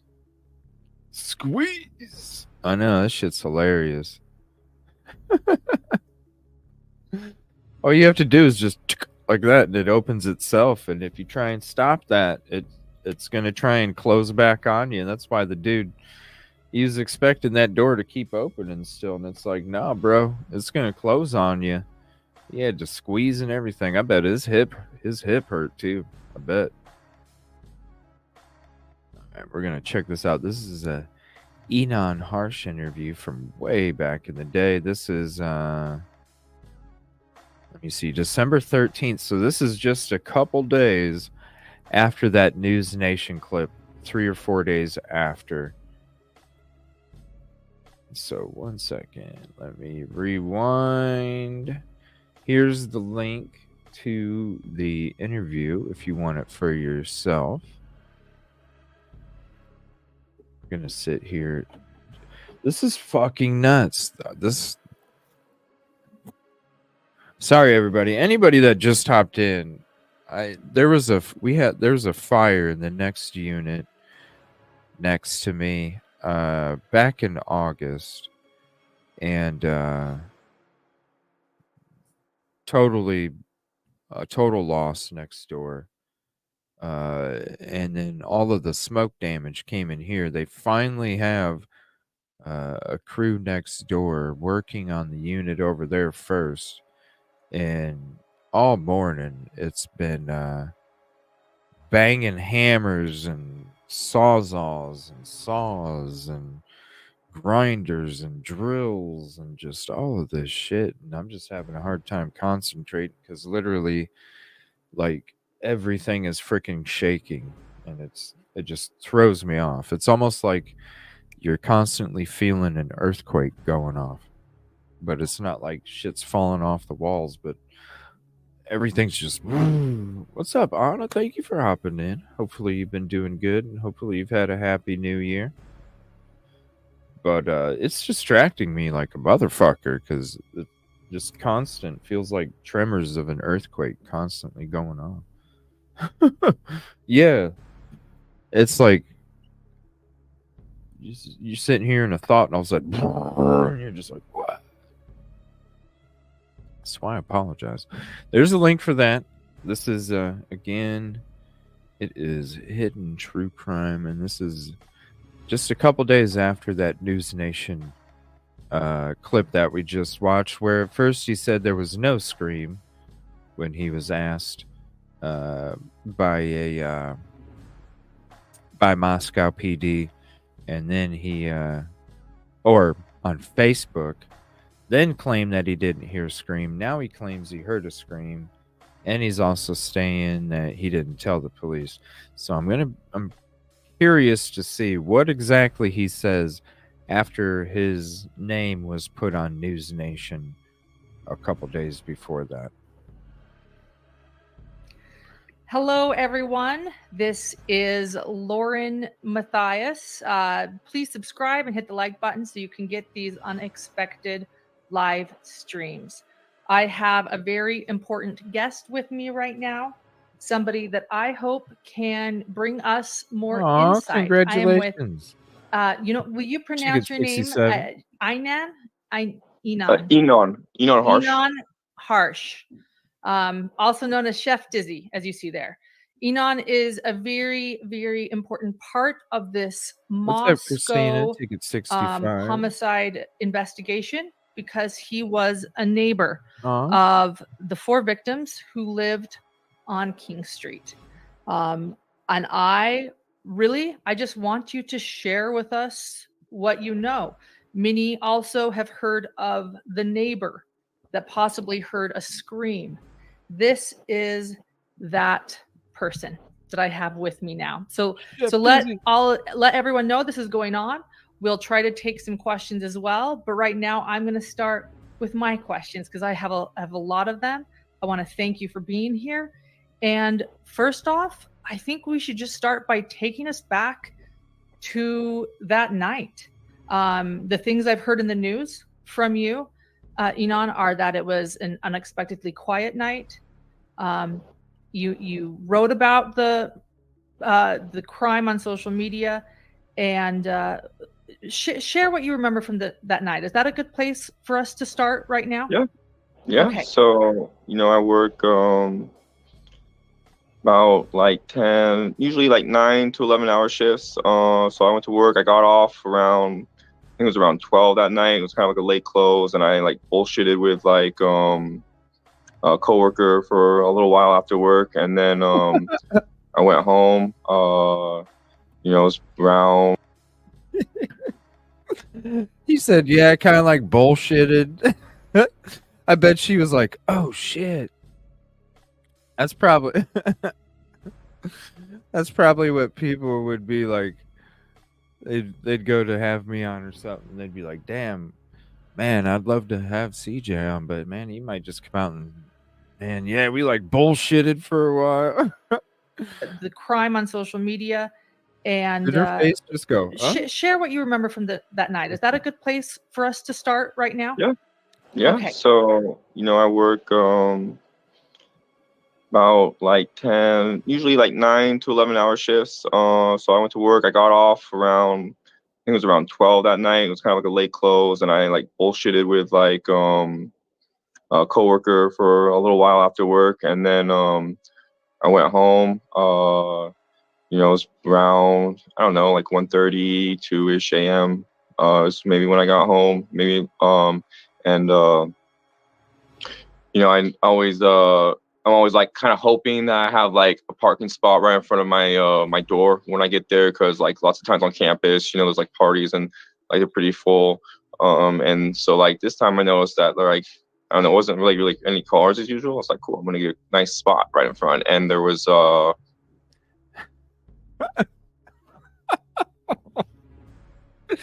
He could have just said, "Yeah, I pulled up and there wasn't as many cars as there usually is." Is this? It's been so long since I watched this. Probably fucking December.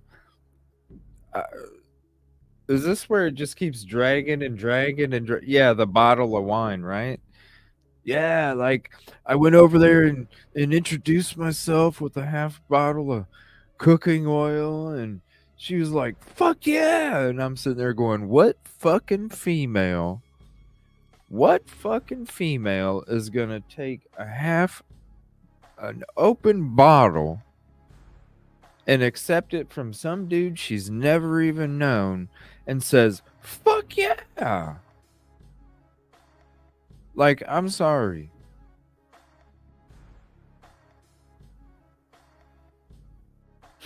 If you take a open bottle from a dude that you never met, we need to sit down and we need to have a conversation, because I need to wake you the fuck up. You know, like, look, this shit happens, okay? Don't take open bottles from fucking no dude. And he, fuck yeah, my ass, dude. What woman would A say good that? place for us to start right now. Yeah. Okay. So, I work about like 10, usually like 9 to 11 hour shifts. So I went to work. I got off around, I think it was around 12 that night. It was kind of like a late close, and I like bullshitted with like a coworker for a little while after work, and then I went home. It was around, I don't know, like 1:30, 2-ish a.m. It's maybe when I got home. Maybe somebody that's probably waiting for something commercial. Somebody that's probably waiting for something. I need my inspiration before I go. I'm gonna share his channel. He's got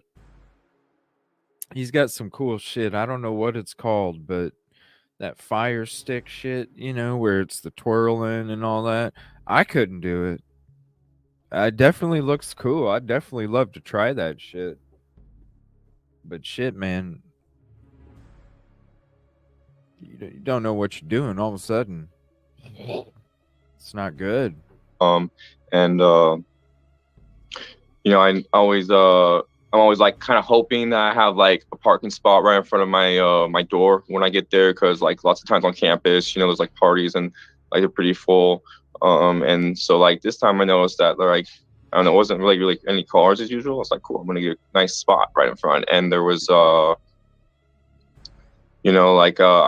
saw like this sort of like kind of like decked out like luxury, like I thought it was black SUV, maybe like a Beamer or something, and it had like rims, tinted windows, and I was like, oh, that's like a pretty cool car. And then like coming out, like I noticed some like plates from like Arizona, I want to say, or Montana. There's kind of like it's like I'm always like kind of curious what kind of like different plates are like around and stuff, because usually you just see like Idaho, especially in like my parking lot. Yeah. And so like I came in and it was like surprisingly like pretty empty that night. Like none of the houses and like that on those like two streets were having parties, which was like kind of unusual. And then I went home. It's like making some tea, just like doing some contact staff drills and like stretching. I think I played a game of League, and then I went to bed. And then as I was falling asleep, it usually takes me like 30 minutes to an hour to fall asleep. Like I don't know. I guess I dismissed like initially like one of my neighbors returning hello after me. So I heard like a car shut, a door shut, and then like apartment door shut, and like also like a scream. But like that's like normal. Like I always hear like screaming almost every Saturday night, so like I didn't really like think of it. And so but like just looking back, I was like, I wonder if like that wasn't just like some drunk dude like screaming, like it's actually like the murder. And it was like it was kind of a trip having like the cops like come on and like no one knew what happened. They're just like asking where we were. And we're like, this is weird. Like they're knocking on every single door in our apartment. Like that's never happened before. And then like I went inside and looked on the news and it was like 4 people stabbed to death. I was like, it's like right across the street. It was like, holy shit. Yeah. I wonder if she pre-recorded it. She was like, she's only 4 minutes in. She's like, yeah.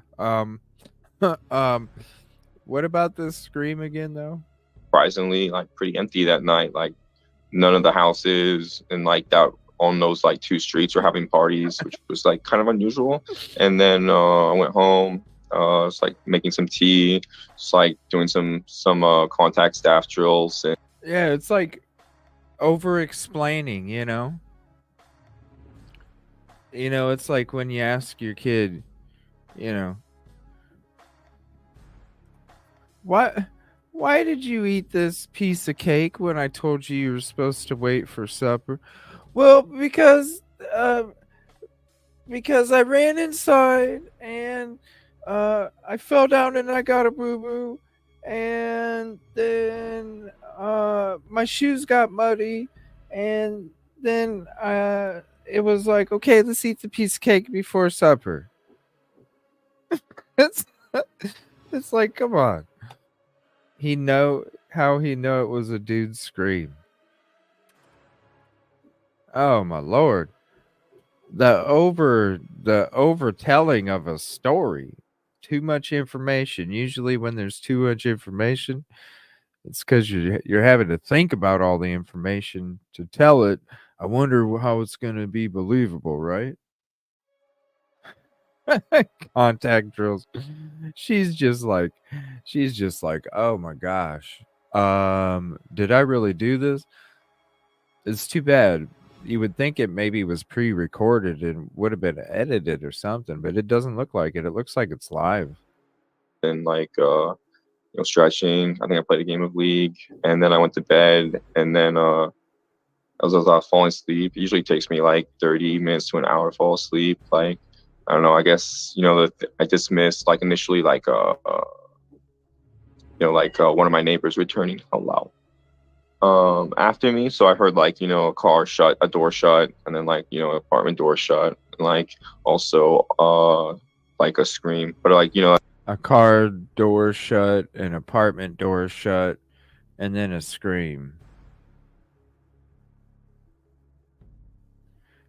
Sounds like it'd probably be a neighbor then. that's like normal. Like I always hear like screaming almost every Saturday night. So like I didn't really like think of it.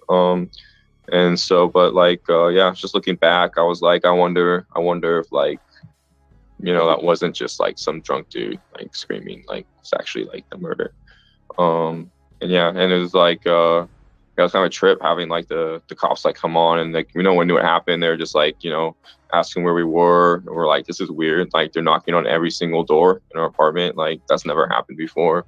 And then like I went inside and looked on the news and it was like 4 people stabbed to death. I was like, it's like right across the street. It was like, holy shit. Yeah. Wow. Yeah. When did you hear about it? Was it those knocks on the door? You woke up the next day? Did these knocks on your apartment door wake up? How did you learn about it? I was already awake. I was just like woke up a little bit. I was still like drinking coffee, and like the cops knocked on my door, and like after they asked me some questions, like right after they left and started like they were starting to talk to the next door over. I looked on my phone and Googled it and found it pretty much instantly, and that's when I knew. And then I think it was like I don't know, a couple of days later when we like the names were released and we like found out who it was or whatever. Okay, that was a question I was going to ask. Like, did you initially know that you knew them at all, or did you? No, actually, when I first saw it, I saw the picture. I thought it was actually the house, like the next house over. I was like, oh. But then when I found out it was like, the house of the people that I like, I don't want to say I knew them, but I was like, met them. Then I was, you fucking creeper. Ladies, this story is so fucking I'm sorry. Maybe I should put a poll up for the ladies. How many of you have accepted fucking open container from a fucking dude you don't know. I hope it's 0%. I really do. Oh my gosh, there's no. I'm sorry. Especially somebody that's as aware as Kaylee was, right? Because we heard Steve G talk about her awareness. We heard Olivia. We heard Christy talking about Kaylee's awareness. Ain't no way in fuck she's gonna fucking. Fuck yeah. Give me a fucking break, dude. Not from your creep ass.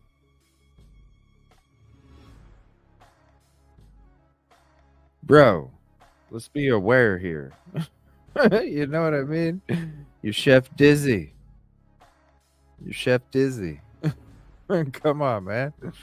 Chef Dizzy isn't sliding with them fucking half open bottles of fucking cooking oil.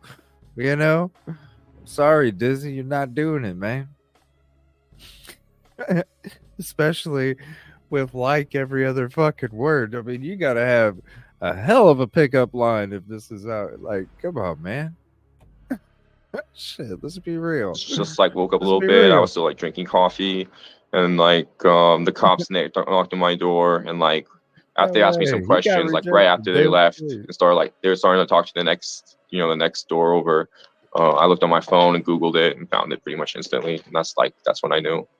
And then I think it was like I don't know, a couple of days later when we like the names were released and we like found out who it was or whatever. Okay, that was the question I was going to ask. Like, did you initially know that you knew them at all, or? I gotta hear that one more time. It was kind of a trip having like the cops like come on and like when knew what happened. They're just like I went to bed and surprisingly like pretty empty that night. Like none of the houses and like that on those like 2 streets were having parties, which was like kind of unusual.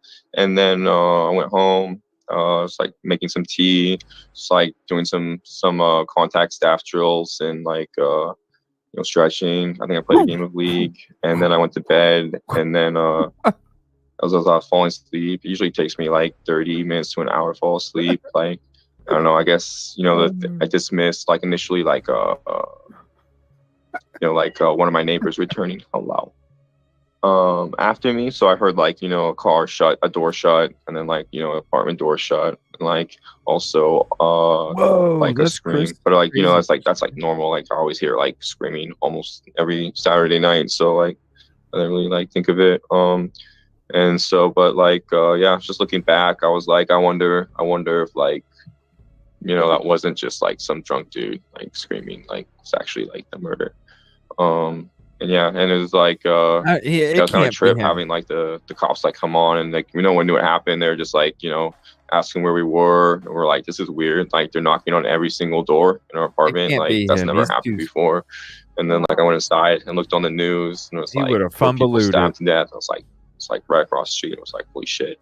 He would have fumbled it. There's no way he could have committed all that. Wow. Yeah. Wow. When did you hear about it? Was it those knocks on the door? You woke up the next day? Did these knocks on your apartment door wake up? How did you learn about it? I was already awake. I was just like woke up a little bit. I was still like drinking coffee, and like the cops knocked on my door, and like after they asked me some questions, like right after they left and started like they were starting to talk to the next door over.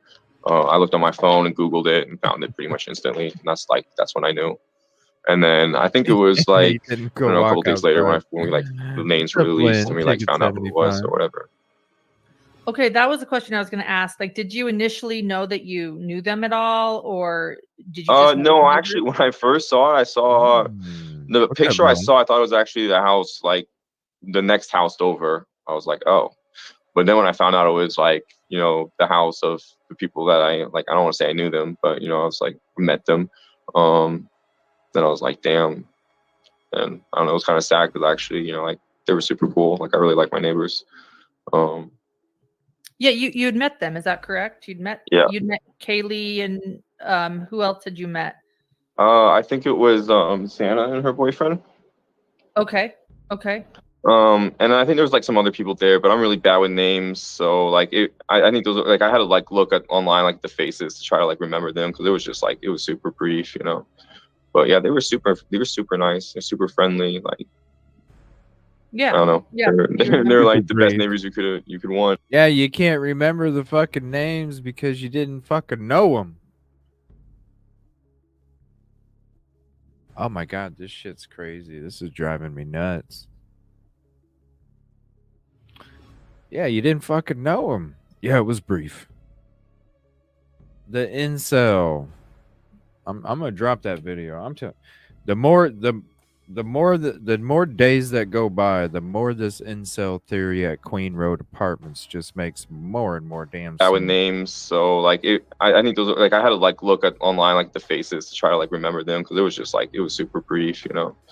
But yeah, they were super nice. They're super friendly. Like yeah, I don't know. Yeah, they're like the best neighbors you could want. I have a question. The best neighbors you could want, but yet it was claimed that there were. I mean, and you see all these noise complaints for the frickin' property of 1122, and he's saying it's the best neighbors you could ask for, bro.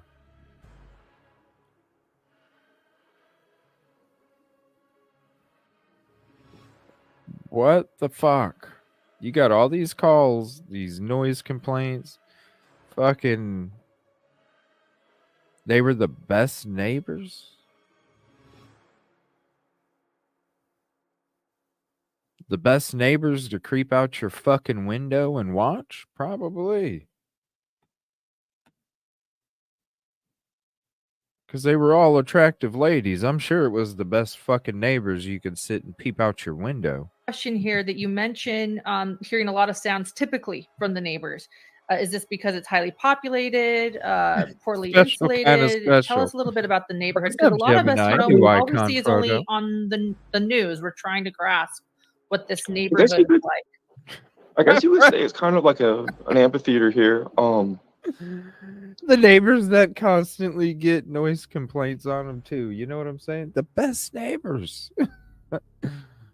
Oh, what's up? It's like they live kind of like down like the hill, and then it's like a big open space. Everything's made of wood for the most part, and like they would have little like gatherings outside on their like in the back door, and so I mean, and then they're like drinking a little bit and squeak row, so it's like you can usually hear like parties and like just like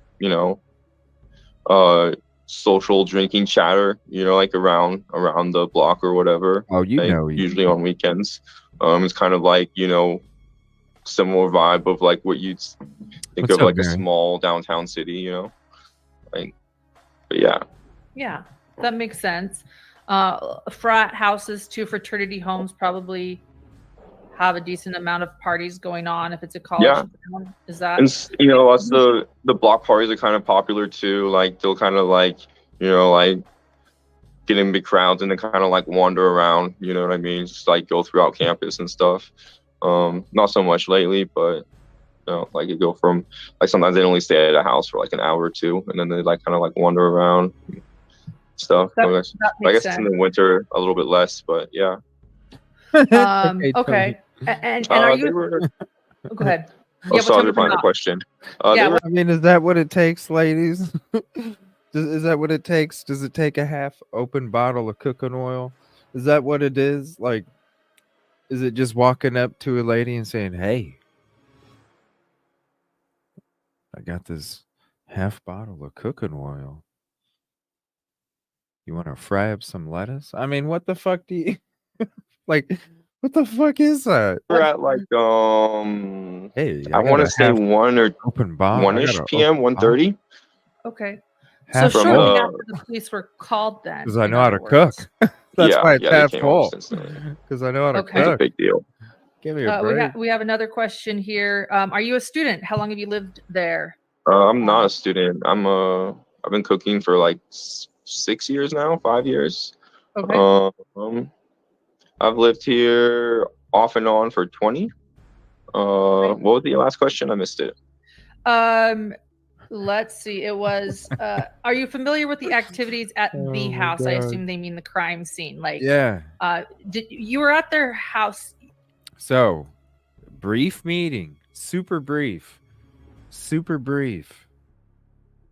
Best neighbors ever. No, I didn't really know him at all. Super brief.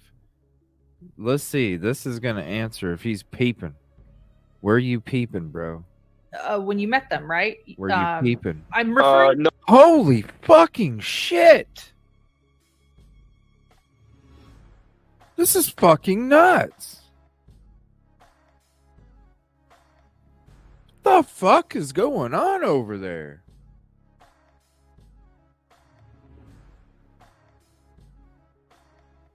Fuck.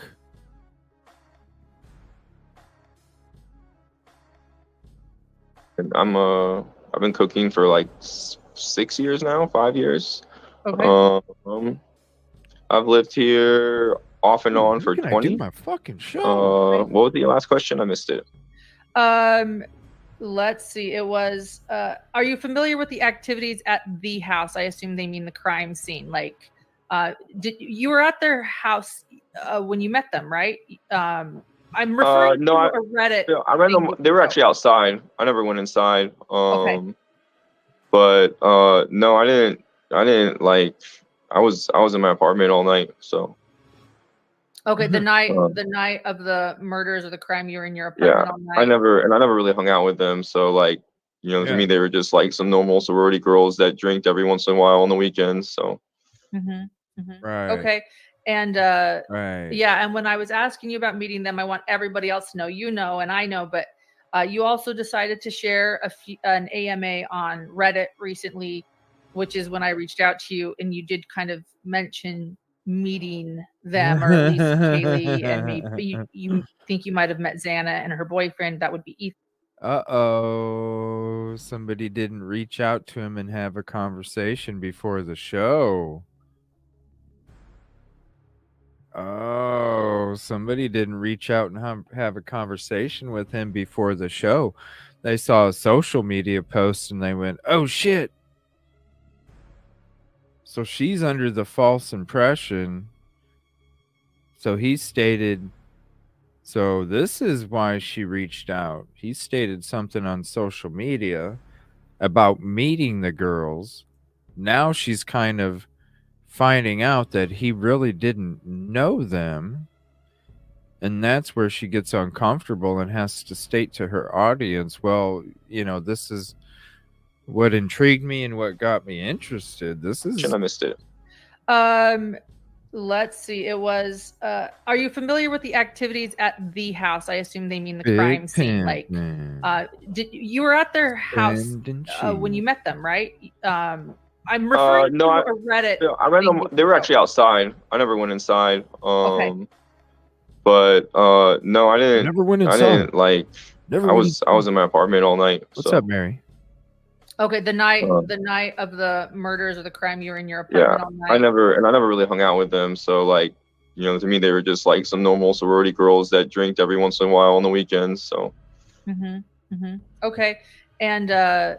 Yeah, and when I was asking you about meeting them, I want everybody else to know, and I know, but you also decided to share. I want my audience to know because now I'm starting to realize that his story isn't coming out to be what it was meant to be on his social media posts. Now, maybe it's something that she interpreted. Who knows?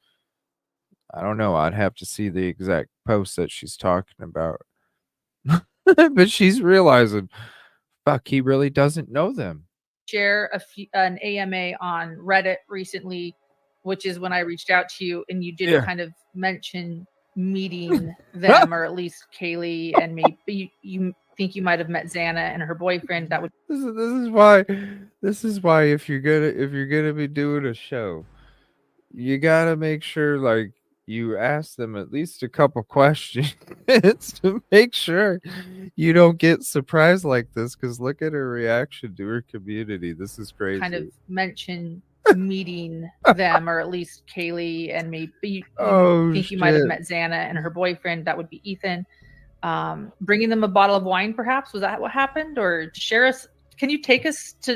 Yeah, because I think the person I think I remember most is Kaylee, and like when I introduced myself, I think she was like the first one I shook hands with. And yeah, I just had like this. It was a pretty nice bottle of wine. I don't remember what kind it was, but it was pretty expensive. And I was cooking with it, and I wasn't gonna finish it. And I was like taking my trash out. So I don't remember why I was outside. And they were just like like chit chatting, drinking a little bit, playing some cool music. And so I went down, and they were like drinking some beer, and I was just like asked her if she wanted this bottle of wine. I wasn't gonna finish it, and they were like, yeah, fuck yeah. And then I was like, yeah. And then we just introduced. I was like, yeah. I was like, hey, do you want a bottle? They probably thought it was a bottle of liquor, and they were like, fuck yeah. And then they found out it was a half-open bottle of cooking oil, and they were like, yeah, okay, and tossed it in the garbage. They didn't want to be rude. What the hell, bro? And I was cooking with it, and I wasn't gonna finish it. And on Reddit recently, which is when I reached out to you, and you did kind of mention. So she just looks at her audience like, I thought that he knew. You gotta, hey, it's your own fault, lady. You gotta check your shit before. You gotta check your shit. You can't just be like, oh shit, he said something. Hey, would you like to come on? No, you can't do that shit. Meeting them, or at least Kaylee, and maybe you think you might have met Xana and her boyfriend. That would be Ethan. So this is the story that he wants to tell when it comes to meeting. Oh, I was good friends with them. Oh, yeah. Somebody please find the what is it, the AMA or whatever the hell that is. I would like to see I would like to see this. Let's go into it tonight. If anybody can find that stuff, send it to me. I'll shout you out like I always shout out everybody. If you can find it, send it to me, and we'll go into it tonight. I gotta read this shit. I bet you it's just fucking. I can imagine. Oh, I knew them, and oh, they were so. But really, you just fuck yeah. Bringing them a bottle of wine, perhaps. Was that what happened? Yeah. Or share us. Can you take us to? Yeah, because I think the person I think I remember most is Kaylee, and like when I introduced myself, I think she was like the first one I shook hands with. What's up now? And yeah, I just had like this. It was a pretty nice bottle of wine. I don't remember what kind it was, but it was pretty expensive. I don't know what kind it was. I was cooking with it, and I wasn't gonna finish it. And what do you mean you don't know? How do you know? How do you not? If it's expensive, wouldn't you know and remember what kind of fucking freeze? Wouldn't you? And the little evil see it. You don't get to see it because of the camera, but the little evil CJ at the bottom there too. But don't you like? You're gonna have an expensive bottle of an oil. Wouldn't you have an idea, especially if you cook? Wouldn't you have an idea of what kind of fucking oil? I don't even know what it was.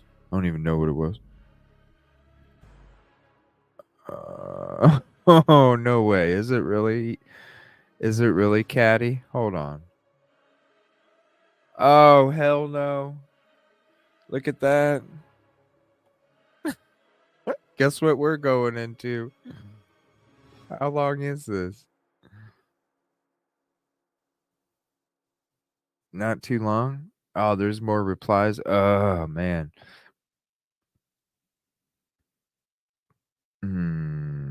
Where are we at for time? We're at 2 hours and 10. I think we can. Let me see. We got 30 of this. 30. We might have to read that tonight. We'll see. Thank you, Caddy. Yeah. Let's go through some shit tonight. Maybe we'll get some other that's what we should do, is we should get some other interviews to go into tonight too. We'll go into some of this and go into that. Yeah, it's a Boone's Farm cooking oil. Boone's Farm cooking oil. Man, can you imagine if Mad Dog 2020 made a cooking oil? Wouldn't that be some fucking crazy shit? You'd want to have like bacon and eggs in the morning, and you get a headache instead. You don't get a full stomach. You get a fucking headache. Dead dog 2020 cooking oil. Like, you know, like chit-chatting, drinking a little bit, playing some cool music. And so I like went down, and they were like drinking some beer, and I was just like, asked her if she wanted this bottle of wine. I wasn't gonna finish it, and they were like, yeah, fuck yeah. Fuck yeah. And then I was like, yeah. And then we just introduced like the neighbor, like lived upstairs, and yeah, that was pretty much it. Yeah, they were super nice and smiley, and that's pretty much all I remember. I never met him after that. I was like, I always thought about crashing their party sometimes, but I never actually like did it. I usually got my own thing going on. You wanted to add that you sometimes thought about crashing their party. Yo, I'm not saying, because I wouldn't. I don't listen. I don't think this dude is this guy. Okay, I don't think he's the incel at Queen Road. What the fuck?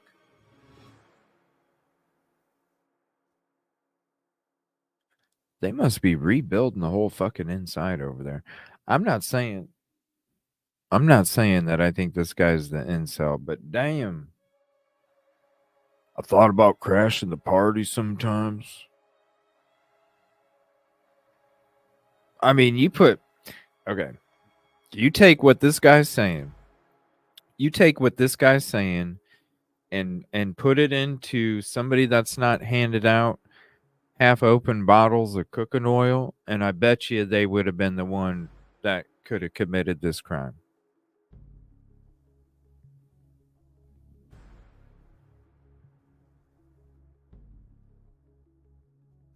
Because I don't see anybody that thinks that they're going to be six. I mean, you're lucky. What the fuck are they doing next door? I'm sorry, guys. It's distracting the fuck out of me. I lost my train of thought of what I was even going to finish with. I'm just going to get back to what the fuck. Yeah. Yeah, you referred to them in the Reddit AMA as beautiful, joyful. I can't remember. I can't wait till tonight, and then it's quiet. Yeah. They seem very cool. And some of my coworkers actually went to high school with them in Coeur d'Alene, so it's a trip for us. So, and they said they're super cool too. So it's crazy that it's like when you think about these people getting stabbed, it's kind of like horrifying because it makes you think that it can happen to anyone. Like not just like people who are doing some shit. You know what I mean? Like just like normal people every day. And I think that's the really like spooky, scary part right now to some people. Yeah. What's your thought about the luxury SUV now, looking back? You probably didn't think too much of it then. Any ideas? No, not really. It's pretty decked out. I think how like rims to new windows. You just look at cool car, and that's why I noticed it. But I didn't I just assumed it was like one of the the people's parents. Like a lot of the students here have really rich parents, and they have nice cars. So that's just kind of what it seemed like to me. And I don't know, I saw I think it was a kind of like a deserty. It might have been, it was either like Arizona, it might even been Colorado, but I think, or like Montana. Deserty? And I saw one of those cars parked up on the hill of our lot a lot. I'm wondering if it was a white Elantra. I'm thinking back and I can't remember. I don't want to say it was or not, but that was the only other car I noticed that didn't seem like someone that lives there. I don't know. Yeah. I'm not that observant, but I'm pretty, I'd say more. Hold on. What about a white Elantra? How like rims to new windows. You just look at cool car, and that's why I noticed it. But I didn't I just assumed it was like one of the the people's parents. Like a lot of the students here have really rich parents, and they have nice cars. So that's just kind of what it seemed like to me. And I don't know, I saw I think it was a kind of like a deserty. It might have been, it was either like Arizona, it might even been Colorado, but I think, or like Montana. And I saw one of those cars parked. Colorado and Montana, there's a lot of fucking deserts. Dude, you're in the wrong end of the United States. Parked up, bro. on the hill of our lot a lot. I'm wondering if it was a white Elantra. I'm thinking back and I can't remember. I don't want to say it was or not, but that was the only other car I noticed that didn't seem like someone that lives there. I don't know. I'm not that observant, but I'm pretty, I'd say more observant than most people, I guess. Yeah. Liz is asking, did you know that your coworkers knew them before or after the No. murder?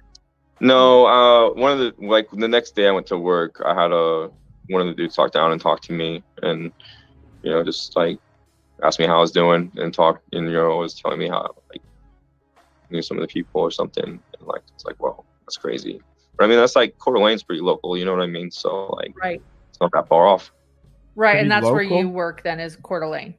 Is that? No, did I you work say? in Moscow. No, I work in Oh, Pullman. you Sorry. went to high school with them in Coeur d'Alene, and you work in Moscow. That makes No, more I sense. didn't go to high school with them. One of my coworkers did. Okay. I went to school in Pullman. Okay. All right. So he's from fucking Pullman, huh?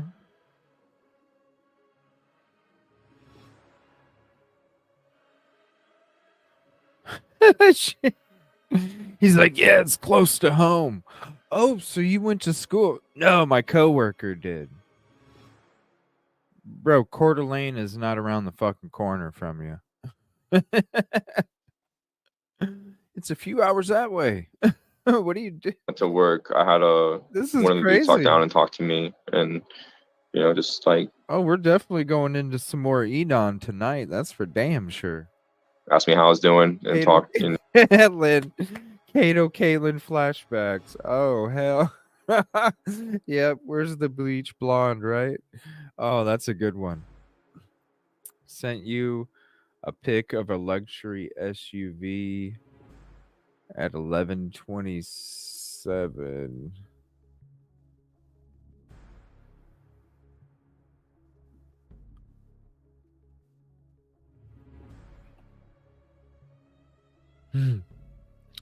That looks like a van.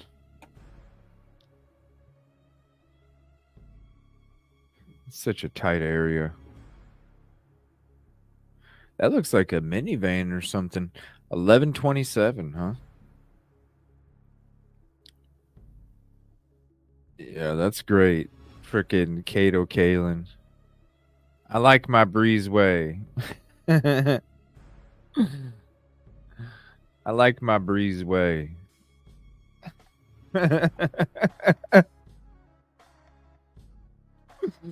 That's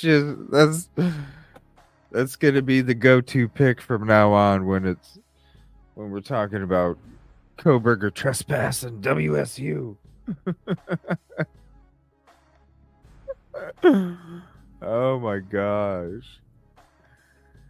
Oh, this is crazy.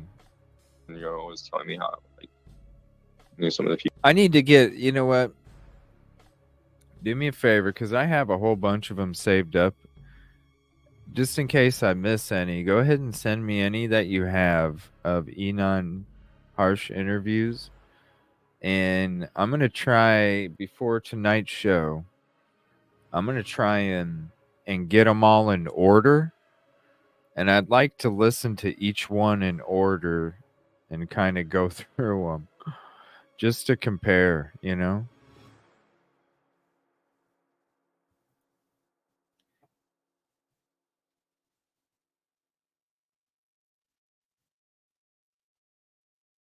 Just to compare like statements from the beginning, and then as they change, I never, like I said, back when I heard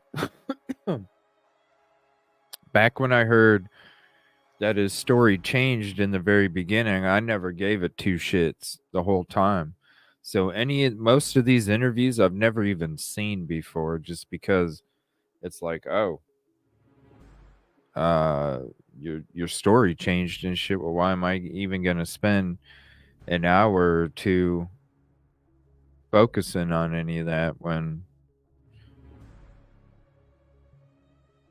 I'm not going to spend no hour or two focusing on shit if some dude's story changed, because who says, you know what, I'm going to focus an hour on something where the story might change in like a couple days. So I'm like, why would I, But fuck it, I think we need to. I think tonight I'm going to go through them, need to go through them in order. Yeah. Yeah, so if anybody does have any, go ahead and shoot them to this. I'm going to try and put them in order for tonight. Yeah, I think she's got 2 of them. Those are pretty lengthy. But And I already have those. I mean, like anything that's out there on, you know, other YouTube channels. You know, if there's anything from Fox, News Nation, local news, Thrifty does.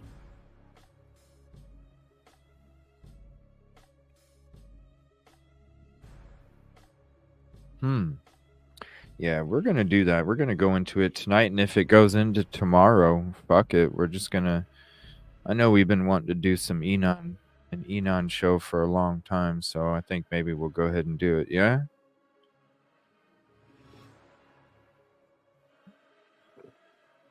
Hopefully Thrifty's doing okay. I haven't seen Thrifty for a while. I got that email from him a week ago. Yeah, let me know. Send them to me. We'll go through them tonight. I'll try and go through them. We'll try and get them in order, and then we can just kind of go in order. And then if it becomes a multi-part, it becomes a multi-part. People or something, and like it's like, well, that's crazy.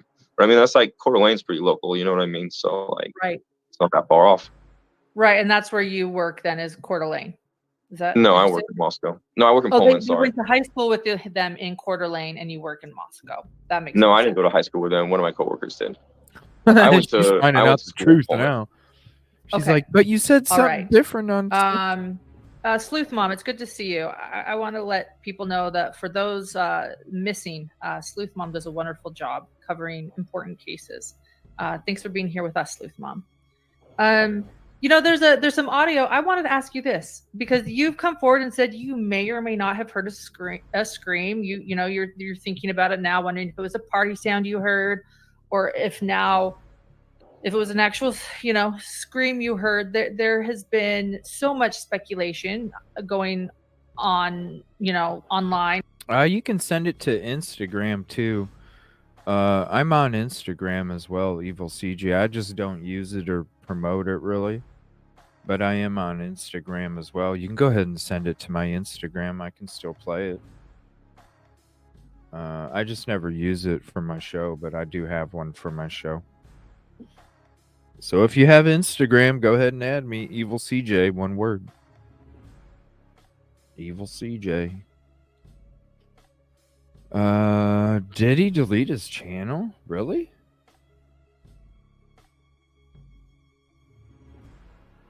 Really? Why? He did a lot of good work. Oh no. Hopefully you're doing okay, Thrifty. Shit. And in social media, I know you know that. You've been a part of that. We'll talk about that later. But there's been some audio making rounds of a scream. And I was just wondering if you could confirm that that was nothing you provided to any media anywhere, because a lot of people are trying to make connections there. I didn't hear about it till basically people were telling me and things like this, and I was like, oh, LOL. Yeah, no, complete hoax. Yeah, okay. I have nothing to do with it. Yeah. How many views has it got? He's curious how many views. What, dude? Hold on.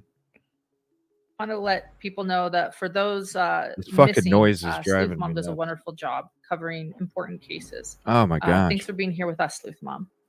You know, there's some audio. I wanted to ask you this because you've come forward and said you may or may not have heard a scream. You know, you're thinking about it now, wondering if it was a party sound you heard, or if it was an actual, you know, scream you heard. There has been so much speculation going on, you know, online and social media. I know you know that. You've been a part of that. We'll talk about that later. But there's been some audio making rounds of a scream. And I was just wondering if you could confirm that that was nothing you provided to any media anywhere, because a lot of people are trying to make connections there. I didn't hear about it till basically people were telling me and things like this, and I was like, oh, LOL. Yeah, LOL. No, complete hoax. Yeah, okay. I have nothing to do with it. Yeah. How many views has it got? It's on multiple channels, so I couldn't even tell you how many views the screen has received because there's so many different outlets, not official outlets, but YouTube. Yeah, I didn't record anything. I don't see how I would record something after I hear something unless I was already recording, which I wasn't. So. Yeah. You've mentioned that you're an artist and that you're a chef. Do you ever stay up late doing your craft, working on things? Do you ever hear what's going on around the neighborhood ever? Yeah. I mean, I don't know. No, I guess not. I mean, I usually listen to something. So, I mean, I'm usually like zoned in on whatever I'm doing. But I guess, it's kind of like on like the parties night, like the like, I don't know, the parties are kind of just like noise to me, So like I hear that and like every once in a while, like I'll hear, like somebody return home really late in the night. But I mean, it's like semi-normal, like 3, 4 a.m. Like that's not that late. People go over to people's houses and they hang out for a long time and then they come home on the weekends. Like that's just like college life, I feel like. And like sometimes I'll just like listen to some music in my bedroom to like kind of like tune out like anybody who's like super, super late or loud. And then sometimes like you'll hear just like people walking down, like, I don't know, sometimes yelling, but not like, it doesn't happen like, I don't know, it's not super, super loud, but it's like, it's campus, it's noisy, but I mean, it's like, you can hear what's going on, I guess, sort of like was close vicinity, but yeah, it's usually just noise. Like there's nothing like you want to listen to. I guess it's kind of weird. I guess like, you can kind of like, our walls are really thin, so like certain places you can hear like certain areas outside or inside, whatever, but I don't know.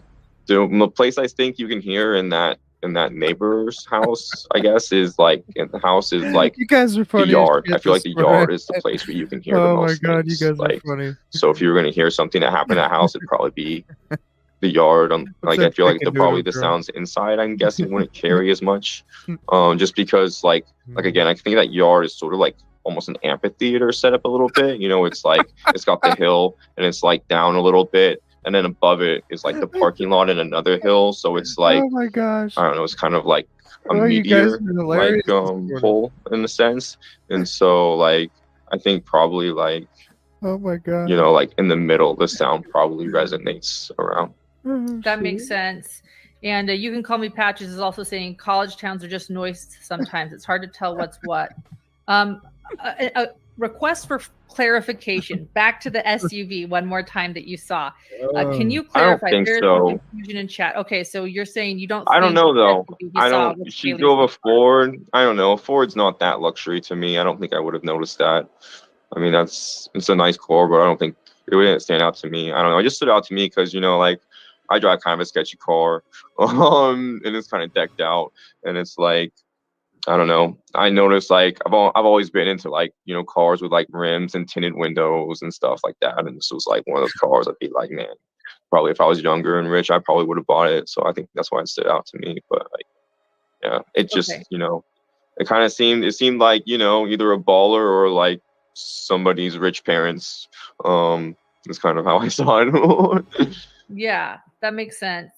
What's the speculation? Do you talk to neighbors? What are people saying about this? That makes sense. No, I'm a hermit. I'm super hermit. Okay. I don't really talk to anyone. I talk to a few of my really old friends. I talk to I hang out with my coworkers sometimes. And most of the time I'm super busy in my crafts. Like, I don't know. I have like, I don't know. There's like a girl I hang out with and that's about it. Okay. Does it make you nervous at all that this is unsolved? Do you feel nervous? A little bit, yeah. A little bit? I mean, it's pretty brutal and like, I don't know, thought out killing, I guess. Like, it's like kind of scary and it also kind of scary that it just happened to some ordinary people. So I think everyone's a little bit spooked now, you know what I mean? Like, I guess in the city, this shit's like, semi-normal or whatever, but like not here, like I don't know. So I think I don't know, it's kind of scary that this would happen ever, like especially in this town. So what's up, Beckles? Yeah. And it's like, you know, it's like you think about it, it's like, what kind of protection can you get at these cases? Like, you can lock your windows, you can like, he wasn't. you know, put strips and stuff. You can get a gun, but like this dude like went in the house and killed them before they could really react. They grab a gun or whatever and left, and not anybody knowing. Like that's scary. You know what I mean? So like thinking about people doing that out, especially like on your block, it's pretty spooky. Yeah, that absolutely. I can't be having that one because I can't be responsible for people getting in trouble. I can't be doing it. I can't be doing that. It is. It's and thank you. Hello from England. We are so sorry to hear such a horrific crime. They said. Thank you so much. Have you talked to law enforcement since that first day Rosie. they came over and asked you if you'd heard anything? Yeah, I did once. Once? Did they come over to the neighborhood again to talk to everyone, or did you go talk to them? No, I wouldn't. I just talked to them later. Jeez, it's fucking loud over there. Anything else you want to tell us about that, or is that off the really. record? Okay, that's off the record, Chef. Thank you. And by the way, this is a channel where I will ask a lot of questions, but I also respect my guests. For those wondering if something's off the record or you don't ever want to answer, that's all you need to say, and we move on. So thank you. You know, you posted on your Facebook. I'm going here, by the way, to my phone to look at questions that I have written for you. And I'm also getting questions over in chat.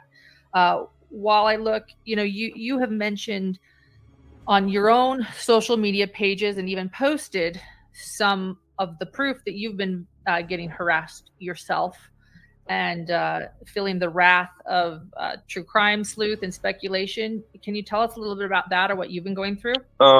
Yeah, I don't know. I think it's kind of, it's almost hilarious to me that people think I did it, and they're like telling me like, yo, you know, hilarious? You did it. And it's like, I don't know. It's kind of like the equivalent. And that's his first, I'm sorry, if I'm going to a certain threat, you know, there's like, you know, a certain threat that I'm, you know, thinking of or recalling, and I'm not saying, yo, somebody's like, yo, you did. Oh, I'm fucking, yeah, they said this and this and this. It's like, what the fuck? Yo, they said, yo, you did it. What the fuck? And it's hilarious. It's hilarious.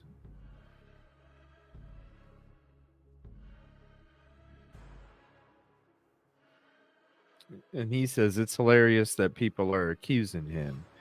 What's so fucking hilarious? Into like flat Earth. I'd be shit if somebody was accusing my ass of unaliving 4 people like that, and I was in the damn neighborhood and they didn't know where the person was at. I'd be fucking nervous as hell.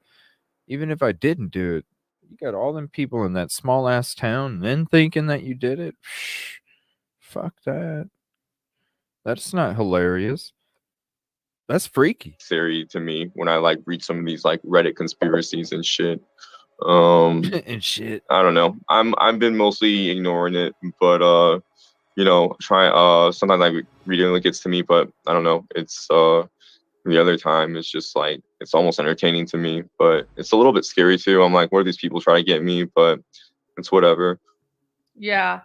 Cheshire Cat is saying, are there cameras in the area? Do you think anyone might have been able to catch anything that happened? I doubt very many. No, there's not a lot of thefts or break-ins or murders or really anything that happens here. A lot of people leave their doors unlocked, windows unlocked. It's generally pretty safe. Our apartment complex didn't even really have lights in like the hallway or cameras until like right after. Then they put up like some motion sensors and stuff. But like, you know, there's like for the most part this neighborhood's like pretty dark, and we kind of, I don't know, I kind of liked it. You know what I mean? It's like at night, like there's no lights, and you kind of go to sleep really easily. But yeah, I don't think very many people have cameras because they don't really feel unsafe in this neighborhood or whatever. Most people know people too, so it's like whatever.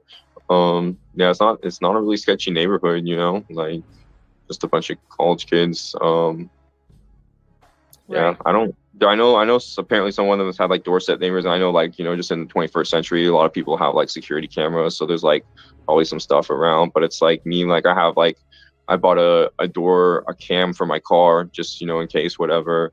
But it's like, it's been like, like a year and I still haven't put it in my car. So like, Oh wow. like that's how safe it's like, I just like never really felt the need to like actually put it up. But now I'm like, I should definitely put that shit up. I wish I had it up now. You know what I mean? Yeah. So, Would people sleep with their doors open in this town? Is that kind of right? I don't know about that fault. Yeah, and you got you got the private drivers saying that he didn't even pull into the parking lot. He just drove up, dropped them off, and didn't watch to see if they even went in the house or not because he was afraid of getting robbed. A lot of conflicting stories. But I'm not gonna say it's never happened. I accidentally walked into somebody's house because the door was open, and I was trying to go to a friend's house when I was like 17. And I like opened it up, and it was just like some dude on the couch. I was like, "Oops." Shut the door back to halfway. I was like, "Oops." Went to the next house. It's like, "Oh, cool. This is the right one." Conflicted Angel. A lot of people are just asking for confirmation, which I actually really value. As a journalist, I was a television reporter for 10 years. It's really good to hear and see things and then to ask for more confirmation always. So they're asking, is this actually you commenting on Reddit doing the AMA? They want to know that. Yes, this is him.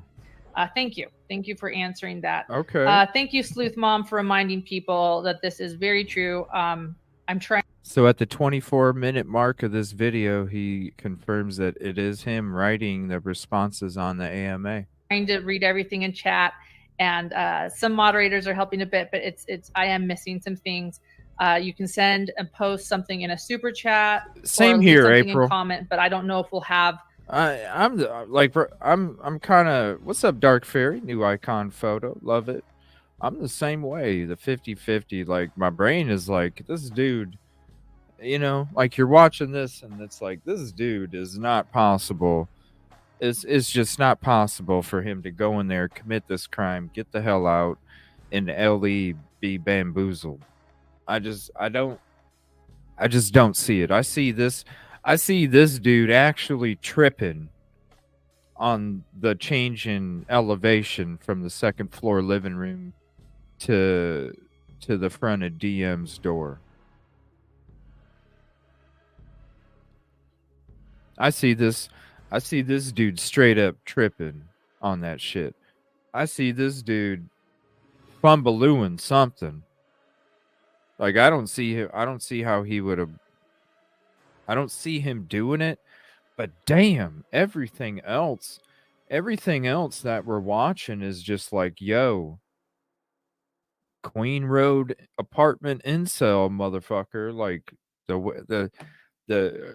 don't hang out with anybody except for maybe some coworkers. I hang out with a girl, but I'm usually just busy with my craft. You're busy with your craft, but look at all that fucking artwork you have hanging up in the background because it's your opportunity to be on a fucking big platform where you're going to have an interview. So don't you think if you were an artist, don't you think that you had yourself sucked into your craft? Don't you think you would have some of your craft hanging up behind you, so then when you're on this fucking platform, somebody can drop in the comment section, "Hey Inan, is that your art?" Come on, man. You got a mop. You got like a fucking router that's like screwed into the wall. You got a bin with a cooler, a flannel, a garbage bag on a little shelf in the corner, and then you got some laminated fucking piece of paper that's got a whole bunch of gibberish wrote on it. Who in the fuck knows what that even is? Where's your artwork? No, you're not too busy tied up with art. You're not just hanging out with a couple coworkers and hanging out with some chick. You're there by yourself all the fucking time. They never lock doors, but police log shoes people. Right? Oh, my Lord. Been missing you too, Dark Fairy. Glad to see you. Right. Isn't that crazy, though? The frickin' private driver didn't drop off. He didn't even pull into the. I didn't pull into the parking lot, and I didn't see if the girls went inside or not, because I was afraid we were gonna get robbed. But then later on, he starts talking about how his wife was the one that was nervous, and he was the one that was fine, and he wanted to make sure that she felt safe, so he was the one going out, collecting all the vehicles, tags, and all that stuff. What's up, Beth? Oh, I appreciate you. Can you guys hear this shit? This shit is fucking loud. Right? I mean, come on. No, especially not, but who knows? Who knows? Maybe. Well, we're going to go into that stuff. We're going to go into that stuff tonight. I'm going to see how much time we get. We should be able to go into. We'll probably go into it here today too. The same guest again. So I'll do my best to get to your questions. And thank you again for being here. A lot of thank yous are coming through for you being here and coming forward. Yeah, we're going to talk about. We're going to be going into more of the other interviews tonight. We're going to be reading through the Reddit stuff. I'm going to try and read through the Reddit stuff before we get done on this show this morning. So, what? Where's your art? Have you heard anything about the alcohol offense at 3 a.m.? Kid, I'm wearing my shirt. Do you know about that? It was on it was behind the Sigma Chi house, and we have body cam footage from that. Do you know anything about that, or? I haven't. It's the first I've heard of it. I don't really pay attention. Oh, what about the camera? So, oh my god, I cannot fucking stand this shit. Fuck.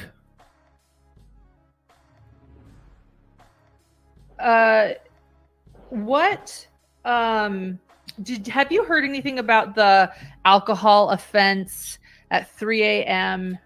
Do you know? Yeah, we went through the grub truck a couple times, and I know what you're talking about, because we actually went through that about probably around a year ago, and then we went through it again this summer. I don't think it's him. Do you guys think Inan was at the grub truck? I'll check it out. If we don't show it today, I'll show it tonight. I don't think it's him. Do you guys think it's Inan at the grub truck? I know when we did our deep dives, it wasn't. But let me know what you guys think about that. It was behind the Sigma Chi house, and we have body cam footage from that. Do you know anything about that, or? I haven't. It's the first I've heard of it. I don't really pay attention to the media or news really at all.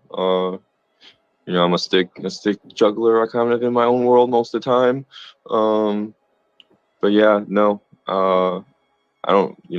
I'm super hermit. I kind of like super hermit. I live like one of the most introverted lives you can imagine. But no, I'm curious though. Tell me about it. Well, it was, and I already have one correction. Thank you to everyone in chat helping me with these little details. It was on the band field. It was about 3 a.m. There's body cam footage now that has come out from it. It was the morning of the murders. So people are, zeroing in on different things they're seeing in the body cam footage that was released, taken on the band field at 3 a.m. And I know that you sometimes hear things, not always. You say you were asleep all night. What time did you go to bed that night, by the way? I don't know. I'm probably around like 2:30 to 4 a.m. Ticket 88. I don't really look at the time after I get at home, so it's all just like an estimate. But that's probably the range based off of the activities that I was doing. Yeah. One more confirmation having to do with SUVs, but now this is about Kaylee's can you confirm if there was a black Explorer that was parked there daily? It was parked behind a red Jeep inside the crime scene tape. Everybody was I don't think it was that one. No. I'm gonna review the footage again, but I don't think it was that one. Okay. Did you see a black Explorer that was parked there daily with crime scene tape around? Or did you notice the vehicle inside the crime scene tape? So I think I noticed a lot of like dark SUVs, and I just kind of assumed they were like FBI or police or something. But this was like this. I'm pretty sure this other car was different. And it had out of state plates. That's one of the things I noticed about it. I think this one didn't have out of state. The Ford Explorer, whatever. I don't think that had out of state plates. I could be wrong, but this one definitely had. It was like, I almost want to say it was Utah, honestly, but it was like barrenish. It was nice. It was hard to see, but it was like barren plates, like deserty. It's like Arizona or Utah, Colorado, Montana. It's like mountainy, maybe. I think it might have been mountainy, but yeah. So those are. I only saw 2 cars that had out of state plates. So. Okay. Julie is asking, genuinely curious. She's not being confrontational, and I can confirm that because Julie is a very curious person. Vaulted She's curious. ceilings. Why would an introvert move to a party town? Go ahead. Sorry. This is the only place I could afford with vaulted ceilings. So I could juggle at home. I need like at least like 10, 11, 12, 13 foot clearance. So it's hard to find. The apartments like that are hard to find anywhere. So like the ones with vaulted ceilings are usually like luxury places. So you have to pay like a premium for them. So this was cool. I was living in Pullman, so I was like paying a lot. And I had because of my felonies, I couldn't really move anywhere for 7 years. So after 7 years, I instantly moved into the first place available with vaulted ceilings. And this is where I ended up. Gotcha. I will admit, I've been admiring the ceilings in the background. They're beautiful. Those wood ceilings. Yeah, pretty dope place. With his felonies, he wasn't able to move anywhere? What the fuck felonies? What the hell felonies?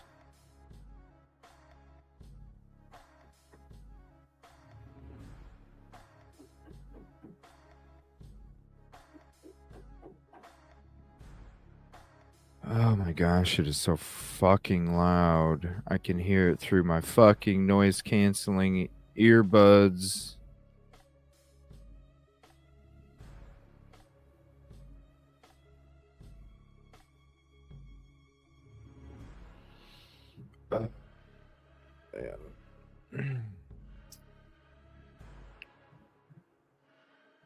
Possession. Jeez, what kind of possession is a felony, yo? What the hell?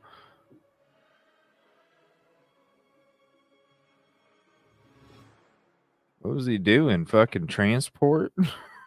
What the fuck? Oh, with intent? I got you.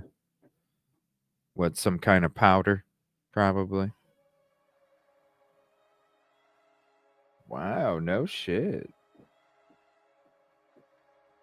Yeah, we're gonna go over that this evening. This shit is driving me nuts. I'm sorry if you guys can hear it. I'm sure you can. I got my damn noise canceling earbuds and I can hear that shit through my fucking earbuds. So I'm sure you guys can fucking hear it too. When they were committed. Well, I'm sure it's on the freaking application, and I'm sure that some people get waved off because of it.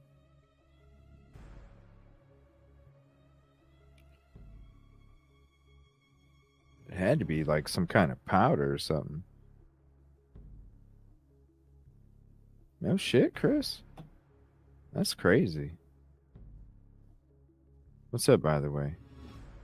What do I hear? I hear the people. So there was a fire here in August of last year. The unit next to me caught on fire. Oh shoot. They were trying to put out a grease fire with water. And one of the shows I was doing, I was live on a Saturday night. And next thing you know, I smelled something. All of a sudden, a shit ton of smoke was pouring in from the ceiling in my side. And I had to get my shit and get the fuck out. And 5 months later, they finally have a restoration company next door that's working on it. But I've been hearing sawzalls and drills and banging with hammers, and it's like they're rebuilding it or something. I don't know. I thought it was just a restoration where they're coming in to clean it. I don't know. Is that part of restoration where they come in and like rebuild the shit too? I don't know.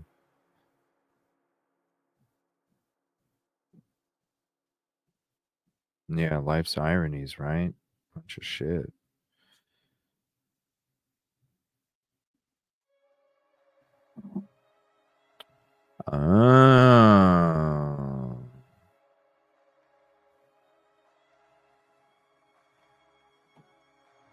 Interesting.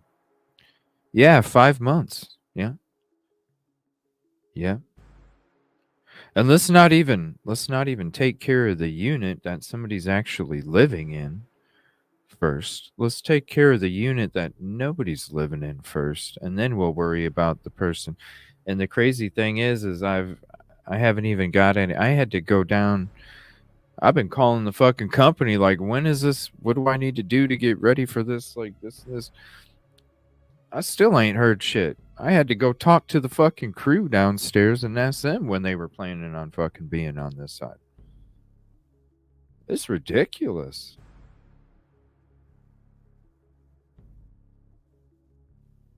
But it's like when the Red Cross people, because when the fire was here and then the Red Cross people were here.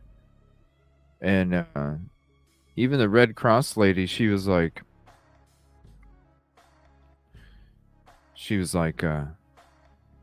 yeah, where do you rent from? And I told her. She's like, oh gosh. I was like, what?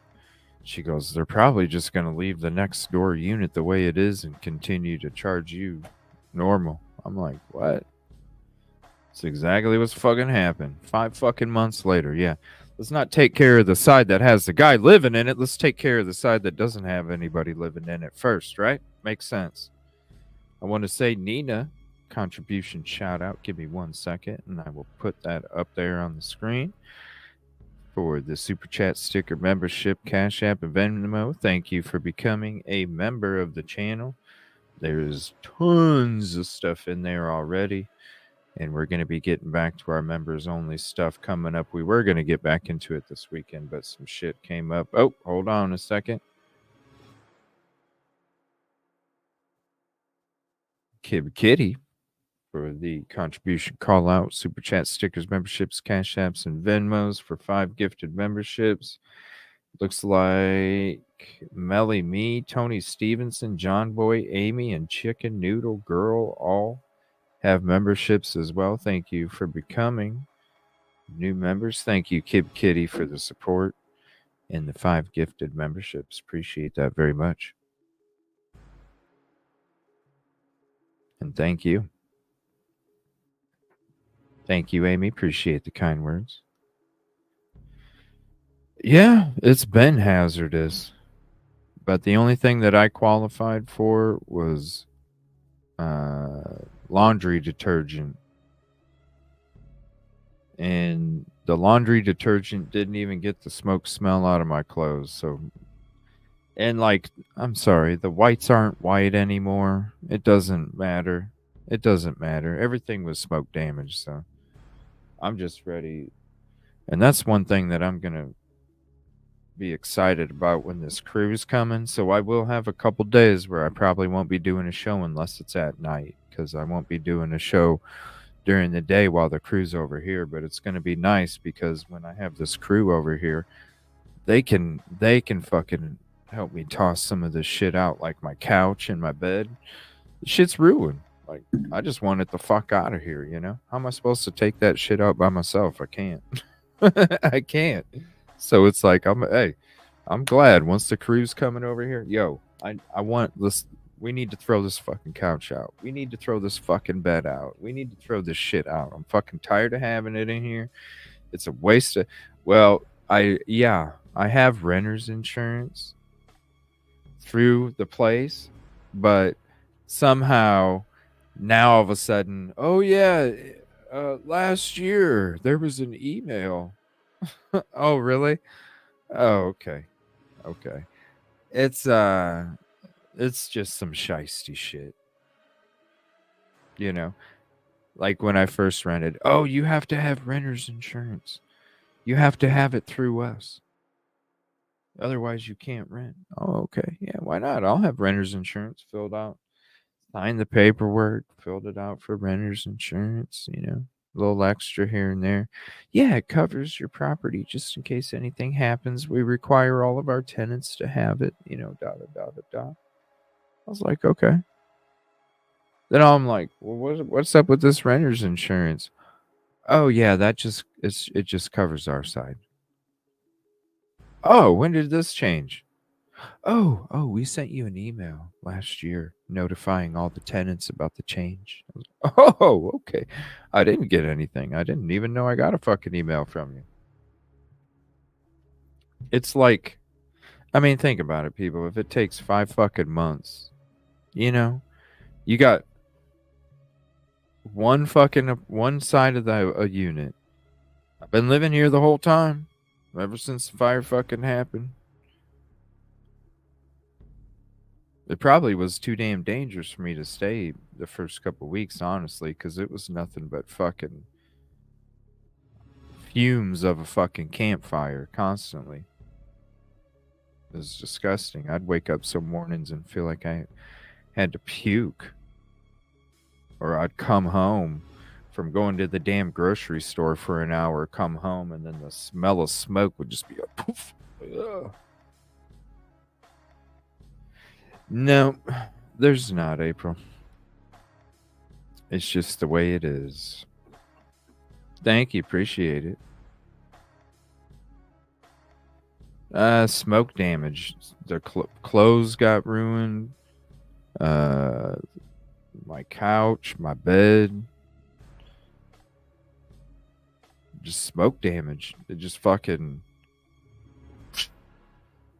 Like the fire department, they were here for another, because they were like, they kept coming out and they're like, we're trying to get the CO2 to drop to a certain level that somebody can come inside the property. So they're like, usually it doesn't take this long.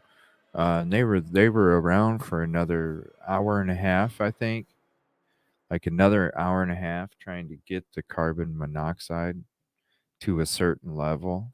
And then they got it to a level and they're like, well, we didn't have to shut off your utilities. So,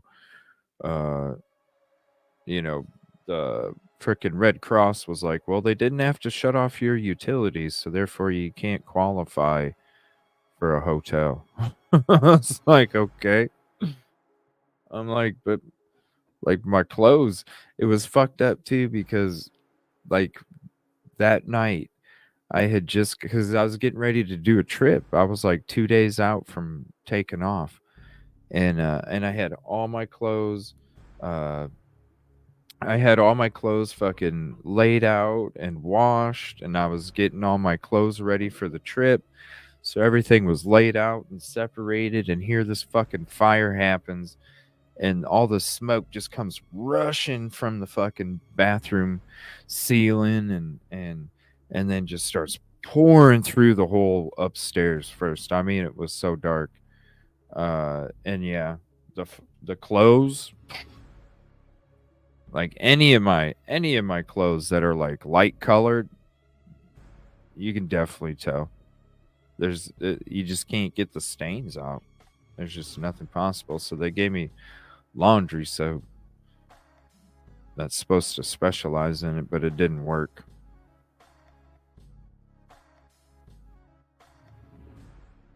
Contact the commission. I don't even know what that is. What's the commission?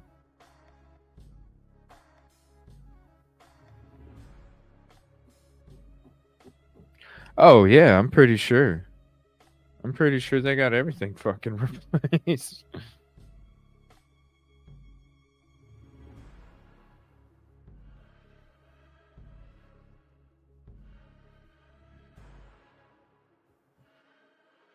Yeah, that's the thing. That's what they changed last year. Is they sent some email to everybody claiming that it's no longer, we weren't we weren't paying for our own home, or we weren't paying for our own renter's insurance through their insurance company that they required for you to be a tenant.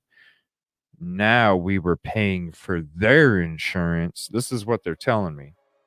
Now we were paying for their insurance that covers them, but I'm paying for it. I don't know. I don't know.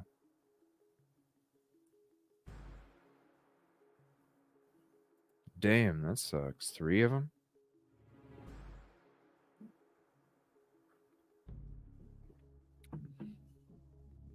All I know is Red Cross told me that the only thing I qualified for was laundry soap because my utilities didn't get shut off and I was able to still reside in the property.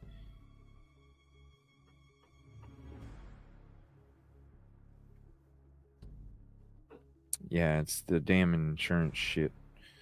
But the thing is it's not my agent. It was the agent of the rental company because it's their insurance. It's their own insurance company. So it's all, yeah. From now on, get my own shit. Don't rely. But you had to have it through them in order to, it's, who knows? It's all sketch, you know? Yeah, Miss Enough Wales about asked, that. did the dog bark lots, or did you know? And I think they're referring to I Murphy. did not know the dog. Okay. No, I never met the dog. I didn't know there was a dog until pretty recently, actually. Someone asked me why the dog was spared, and that's the first time I heard about the dog. Okay. First time you heard about And the did dog. you hear any dogs barking ever? Were dogs typically barking in the No. neighborhood or nothing? No, not really. Not usually. It's usually decently quiet at night, I feel like. Sometimes I don't know. I usually don't hear a lot of animals, honestly. I feel like if, my cat will maybe make a dog bark every once in a while, but that's about it. Yeah. Again, our deal here is you don't, this is like, consider this like Reddit AMA. You can answer any questions here you want, and you don't have to answer any questions you want. But Jamie is asking, he says, where did it go? Someone is asking, this was not it, but somebody was asking if you wanted to go further. They mentioned you had a felony, and you talked a little bit about this on Reddit AMA. Do you want to go into that now, or? I've got 3. Well, I don't have 3 anymore. They're expired, so they're off my record now. As of like 3 years ago, so It's been like 10 years. But yeah, I had 3. I had a possession of marijuana. Had a possession of MDMA with intent to deliver, and I had a delivery of MDMA. Okay. Thank you for that's why. sharing that. Oh, and let's see. We lost you for a bit. Are you back? Yeah. You're back. Can we hear you? Okay, we can hear you. All right. Thank you, Stephanie B, for reminding everyone that's here to please, if you like these types of interviews, hit like and subscribe. It helps us know what we should continue doing as a channel. And Liz is asking, this is a great question, and I want to take this question a little bit further. She is asking, have there been any normal parties at the Sigma Chi house since the incident, or any parties, or has it been really quiet? No, I haven't. I haven't really noticed anything since then. But I honestly haven't been really. I haven't been home as much lately on the weekends, but yeah, it's been pretty quiet, honestly. No, because there's definitely been no parties at that house recently, and I think there was like maybe one, but I can't really remember anything outside of that. It's been pretty tame recently. Okay, yeah, has it been quieter around town since this event? Duh. Yeah, I mean, it's also like you have to think about it too. Like the cops are everywhere, right? Crime. Like nobody wants to party. Like the cops are like there's like probably like 20 cops parked in like the parking lot next to our neighborhood. Like, and there's like probably like another 5 like in the house like all day. There's always one that's there all night. So it's like I don't think anyone's trying to party with You know what I mean? Like for whatever reason. So it's kind of funny. I thought they were like, just trying to like speed trap and pull people over for like the first few weeks, but then I realized that they're just nonstop working on this case. So they're always here. But I'm sure people are trying to throw parties with that happening. You know what I mean? Right. Totally. Liz, thank you. And I want to correct my words. I called what has happened 4 weeks ago an event. What I mean is an absolutely horrendous crime and tragedy. Oh my gosh. Come on, people. It was an event. It was a tragedy. Jeez. Pothole. Forgive my sometimes not the best words I use. I don't mean to. Lives can be Pothole. Hard while I'm multitasking with chat. There was a great question from Julie Holden. I don't see it now, but essentially, has the restaurant you work in, without telling us what that restaurant is, has it been quieter? No, it's. I mean, people can't stop telling me about the conspiracy theories, and it's actually been providing a little bit of humor in these times, because they're pretty hilarious individuals. So like, I don't know, they just keep like making fun of these new conspiracies, and so it's been an interesting time for sure. Yeah, it's only a couple weeks. The first week it was really quiet. I didn't say like probably like really anything for the first few days. Like I was at work after it happened, but after a few weeks, it's starting to get better. I don't know. I have the other day I was thinking about it and I was pretty quiet, but we've been trying to like, I don't know, it's best to just try not to think about it, right now, but it's hard also because like we're surrounded by it everywhere. But what the fuck? Right. Yeah, speaking of speculations, you live in the neighborhood, which means there was somebody that did this. Do you speculate without naming names? We don't want to name any names or anything or identify people on our channel, but do you ever speculate about who could have possibly done this? I mean, for sure, but no one fits the bill. Honestly, when I think about all my neighbors, I'm just like, no way. Like everyone, I think, even like, who might kill them at the slightest inconvenience, is just completely irrational and ridiculous. Like when I think about any like individual personally, like any personal like neighbor, like anyone in this area, I'm just like, there's no way. Like they're all like pretty normal people. They all got their own shit going on. To think of them doing this is just absurd. But absurd. With that being said, what none of your neighbors fit the bill. What type of person do you think this might have been? What it was? I am looking into the incel. I don't know if it's true, but I was looking into a report that said it was like almost a blunt, heavy object, and a really strong person did it. I'm kind of imagining like maybe like a hunter dude, like some like super mentally ill dude who's maybe experienced with hunting, who has like some type of like farm blunt stabbing object, and just like really waited patiently until everything was really quiet. Like maybe he knew about this weekend was being what blunt. Hold on. I don't know if it's true, but I was looking into a report that said it was like almost a blunt, heavy object, and a really strong person did it. A blunt, heavy object and a really strong person did it.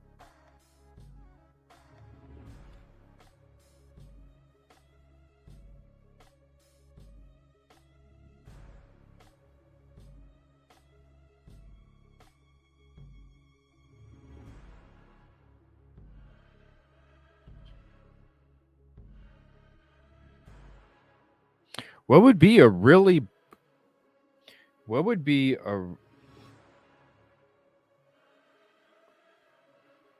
blunt, heavy object that's somebody really strong?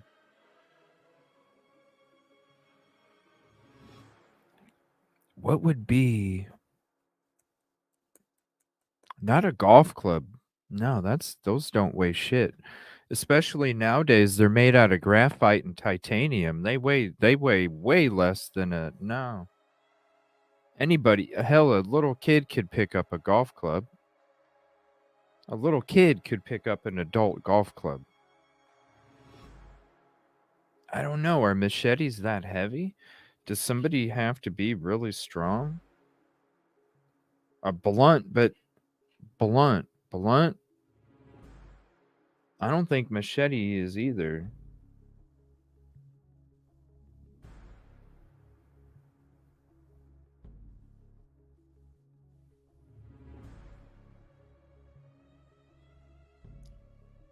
What would it be? Cast iron? That's a good I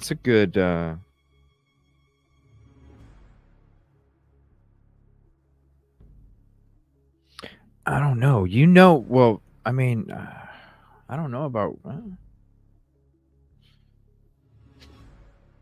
well, he's not an axe. Yeah. Yeah. Yeah, an axe. An axe. Because he's probably hearing shit from neighbors or people that saw what the fuck it looked like in there, and the streets talk. So when he's saying reports,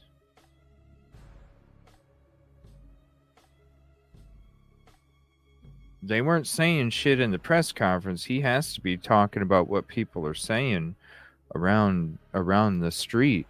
To think of them doing this is just absurd. But so with that being said, what none of your neighbors fit the bill.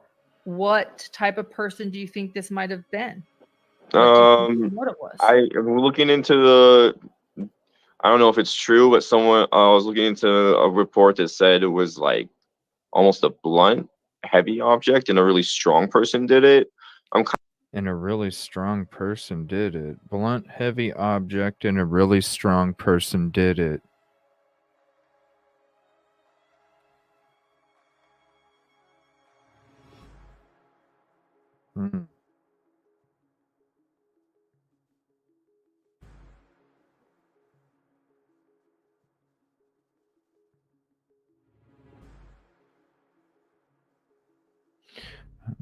The only thing I can think about is axe. What's up, Eric? Nah, baseball bat. A kid could pick up. I'm trying to. What couldn't a child pick up? Because if it's blunt, heavy object and a really strong person did it, it can't be anything a child could lift. And they can lift a crowbar. Ticket number 97. Thank you. They can lift up a crowbar. It would be difficult for a child to pick up an axe.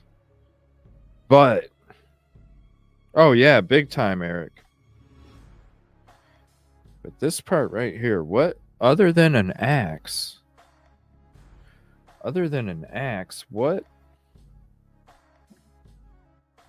Other than an axe, what would be a blunt, heavy object that a child wouldn't be able to pick up? And that excludes, you got the really strong person, but it's heavy enough to where a child can't pick it up. So therefore, that's what I think we're looking for. Not necessarily what a strong fucking person, but not something a child could pick up as well. So in between, I'm seeing axe. How heavy is a machete? I don't own one. My gun? Shit, that thing's only, I don't know. It's just pounds. I wouldn't. It's nothing. A machete. I don't know. How heavy is a machete? Sledgehammer. There you go. Sledgehammer. I think. What's up, Ty? I think crowbar would be easy enough. Sledgehammer. An axe. But with blunt. Blunt, heavy object. Some of the injuries. What's up, Emily? Thank you for hopping in. Love the icon photo. Some injuries. Now, remember when Steve G and Christy were talking in one of the interviews? They said that they couldn't really recognize. So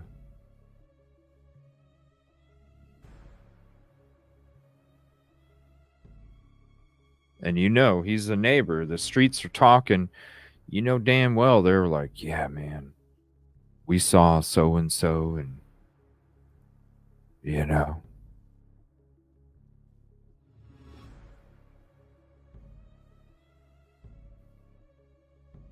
yeah, contributing injuries, right? Yeah. Let's I don't know. See what you guys can gather. We'll chat more tonight about that part too. We'll be having an Inan night, and we'll be reading through these as well this evening. So if you're not able to be there tonight, definitely check out the replay, because I'm not sure if I am going to be on tomorrow morning. I'm not sure yet, because this shit right here,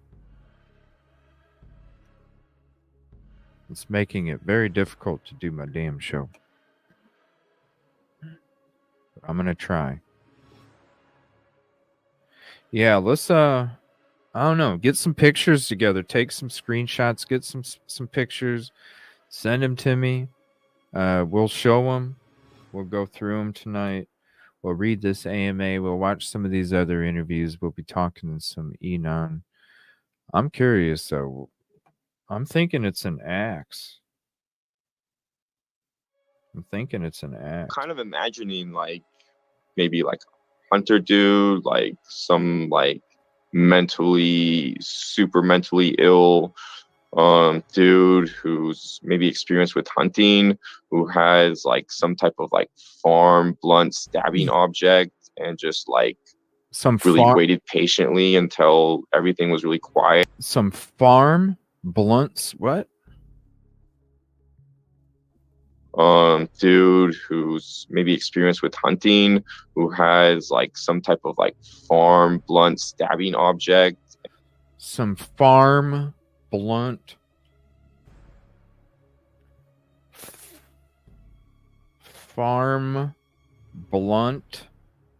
stabbing object. What is that? What is a farm blunt stabbing object? I'm not a farmer. I never been on the farm. I don't fucking know. Oh, we got two.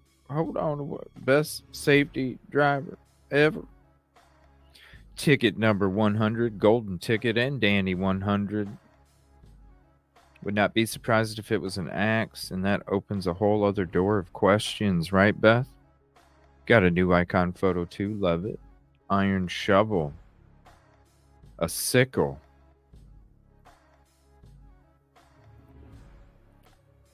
Skin dogs, right? An axe pick. Send me some pictures. Let's we'll go through it tonight. Fire stick pick I sent is a pitchfork. Ticket 101 with the golden ticket. Farm blunt stabbing object. Right. Iron chisel. It's the Washington Plate Cowboys.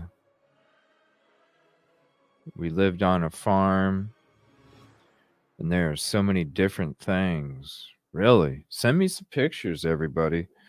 I don't know. I've never been on a fucking farm. I couldn't tell you. Yeah, there's an axe throwing contest going on too. It seems like it. What's up, Carrie? It seems like we're getting hints on a thing.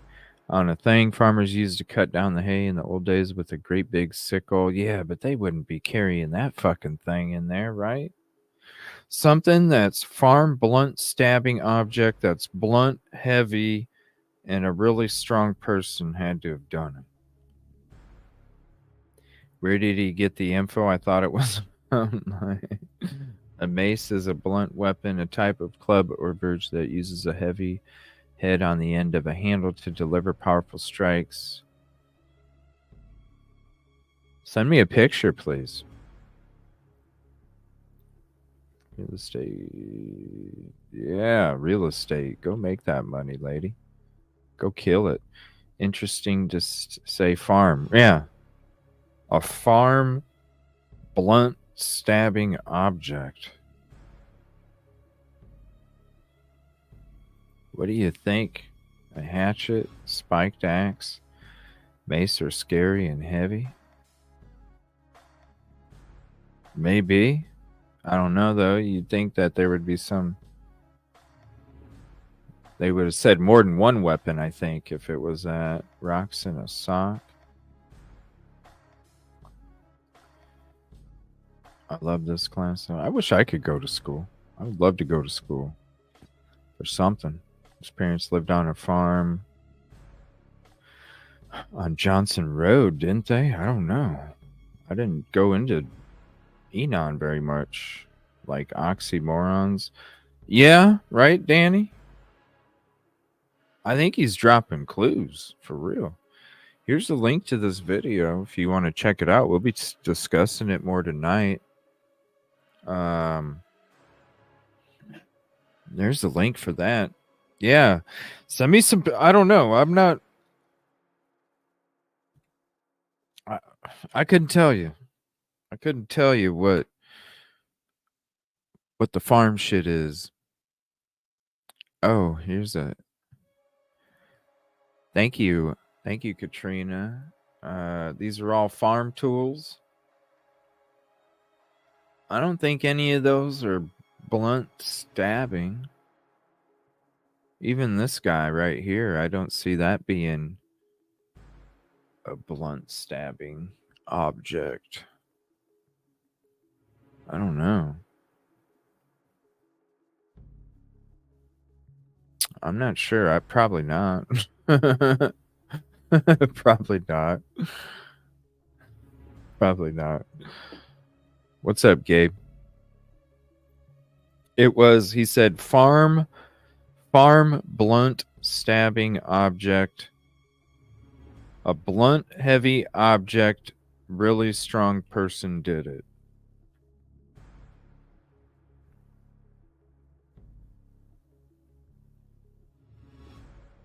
He's a self-admitted shroomer. Something that you would... So if he's saying somebody, really strong person did it, child can't pick it up. So we have to think about that. Something a child can't pick up, but something... You probably, you know, you don't have to be a weightlifter. Let's go in between. You don't have to be a weightlifter. A child ain't able to pick it up. It's too heavy for a child. Because the person has to be, you know, but I'm saying in between. So we look at what's in between. What is in between that an adult could pick up, but a child couldn't? That's farm blunt stabbing object. So you take those two things, add that together to figure out what the farm blunt stabbing object is. I think they could pick up a pitchfork, you know? I think they could pick up any one of these tools. In fact, I know they can, because when I was a fucking kid, I had to use some of these tools for yard work. So I'm positive they can fucking pick these up. So I don't know. It's something that... Yeah, they had the Moscow axe throwing or whatever. All right, let's see here. And just like really waited patiently until everything was really quiet. Like maybe he knew about this weekend was being quiet and then went in there and did it. But I don't know. It's like It's so bizarre. Like nothing. Thinking about it's hard to think about it because I think the first thing I try to think about is a motive, and that's like it just draws me into a bunch of blanks. So yeah, but I mean, there's like there's surrounding areas that have like have a history of lead poisoning. So like we lost you for a bit, or at least on my end. If you want to try to, I'm going to try to refresh this and see while we can see if we get him back to ask him more questions. Somebody's asking if he was paid for this interview. Absolutely not. This was something I requested, and he willingly did as volunteer. He is not being paid, and Hidden True Crime has never paid for an interview. Nor have we been paid for an interview we've done. Let's see. I'm going to try to remove and bring him back. Nothing. Chef Dizzy, if you can hear me, try refreshing. We'll wait for a little bit longer. I am seeing chats. They are going very, very fast. Stick with me here to see if we might have fully lost him now. But again, we'll wait for a little bit and see if he can't get back on the link. Correct. Thank you, Colette. He was not compensated. He did not barter, and he did not ask for anything in exchange for this interview. And then again, I want to go further. While my husband and I have been doing interviews with News Nation, today I did one with Inside Edition and some other places that haven't aired any interviews. We have never been paid for any interviews we have done. We believe in the journalistic process and all sharing what we know to help. Right. I think we might have genuinely lost him. I'm going to just check my messages to see if he's writing anything. And okay, so yeah, that's ending up being done. Oh my gosh. So I want to show this real quick before we end this show this morning, early afternoon. We will be back. I'm going to be putting a notification out. We will be back at 6:30 Central, 7:30 Eastern. This is Inan Harsh's channel. So if you do go show some love, just show some love and let him know you're sharing it from Evil CJ. Maybe he'll want to come on sometime. And we can actually have him on and we can actually ask him questions. Because I would love to be able to ask him some questions, man. Oh, wouldn't that be crazy? But there's his channel. We're going to watch one of his videos here just for a minute. And I can't play the music. But here's one of the videos. Pretty cool shit. Oh, okay. I didn't know dude's in his PJs. Hold on. 1 second. Where in the fuck is this? This is not Queen Road. Where in the hell? Oh, shoot. Let me just go to the channel. Get a different video. Come on, YouTube. Fuck, man. Come on, YouTube. Was it this one?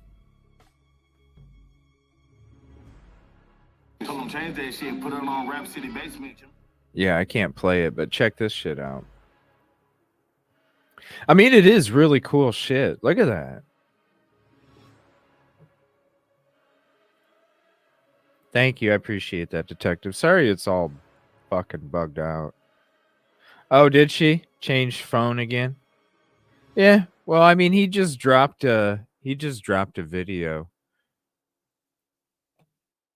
He just dropped a video, so the one you saw in the PJs.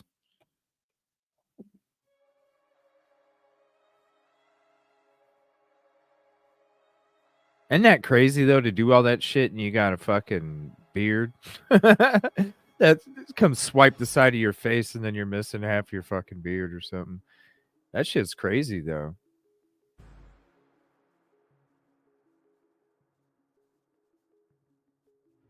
Look at that. That's a Whoa, it went up his armpit and shit.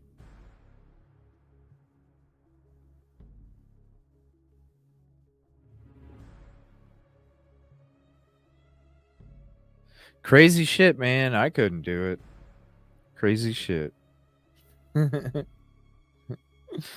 Oh shit. Yeah, let's figure it out. Farm blunt stabbing object. You know, this is hey mods, isn't that stuff from EG? Isn't that stuff from Eric's?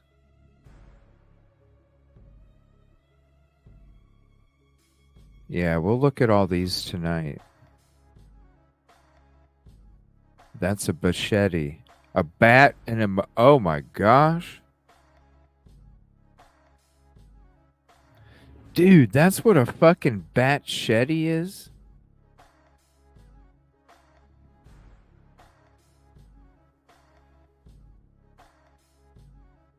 That's a crazy fucking... Holy shit. I can't imagine. Holy shit, a bat-shetty? I can't even imagine. Oh my lord. That's fucking crazy, you guys. Yeah, we're gonna go into that. Like I said, share me and go sub to Inan. Go show some love on one of the videos. If you come across any farm blunt stabbing objects, blunt heavy objects that somebody really strong could only use, sledgehammer, axe, probably, I don't know, maybe a machete. That thing's got to be heavy. No, that's a blunt. A bat-shetty is a blunt. That is a blunt, sharp object. A bat-shetty. I don't know. We'll check it out later. If you have anything, please send it to me. I'll show them. I'll shout you out. Yeah, crazy ass shit. We're gonna be going more into the Inan stuff tonight, unless something else drops, breaking news. Let me do one more thing real quick before I hop off. Let me see if we got any breaking news out here real quick, and then I will be back later on this evening. Let me see. Let me check. Let's see. Sheriff Grady Judge.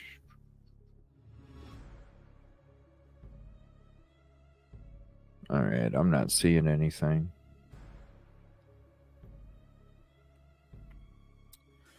Not seeing anything there. Let's check some documents. Let's see if there's any new documents that dropped.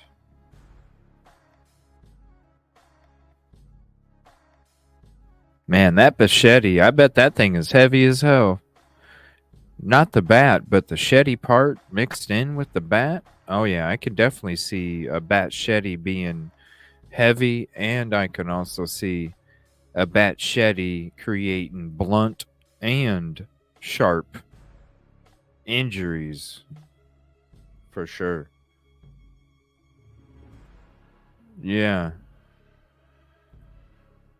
Yeah, that's what I thought it was.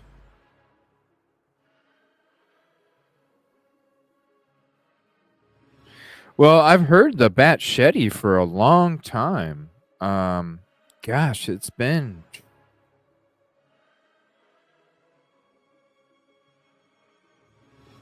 It had to be like 3 or 4 months. I've been hearing bat-shetty, machete, you know, all these different things, but really there's so many different possibilities. You know, it's just like, oh, they all could have been. But I didn't realize, see, it was a machete. It wasn't bat-shetty. So I didn't put 2 and 2 together until I just seen it. I remember hearing the word machete, but it's not spelled B-A-T, it's spelled B-A-C-H. So I just never put a baseball bat with a fucking machete together. I just never pictured it. I thought it was like a little teeny mini machete or something. That's what I thought machete was a mini machete. But no, that motherfucker is a baseball bat with a long ass machete blade drilled into it and then screwed and bolted. I mean, you're gonna go in and I can imagine with, I mean, hell, just the blade alone would weigh a decent amount, and then you add the bat on top of that, so that makes it even heavier. And then for you to swing it, yeah, out of all of them that I've seen so far, this machete looks like it's probably the one to me that makes the most sense. Yeah. All right, everybody. Thank you so much for hanging out this morning, this afternoon. I'm sorry about all the noise and shit and the distractions, but they're usually done before the evening show, so it's going to be nice and peaceful and quiet tonight. But we're going to be getting back into all of this stuff that we discussed tonight and whatever else comes out. There's no breaking news, no new documents, anything that drops, we'll discuss it tonight. And like I said, send me that information if you have any and you want to, we'll show it off tonight. And I'll try and be back tomorrow. I'm not sure how that's going to work since this crew here is making a bunch of crazy ass noise here. But thank you, everybody. Appreciate you. We'll see you later. I'll have the notification drop in here shortly. And we'll see you later tonight. Thank you, everybody. Appreciate you.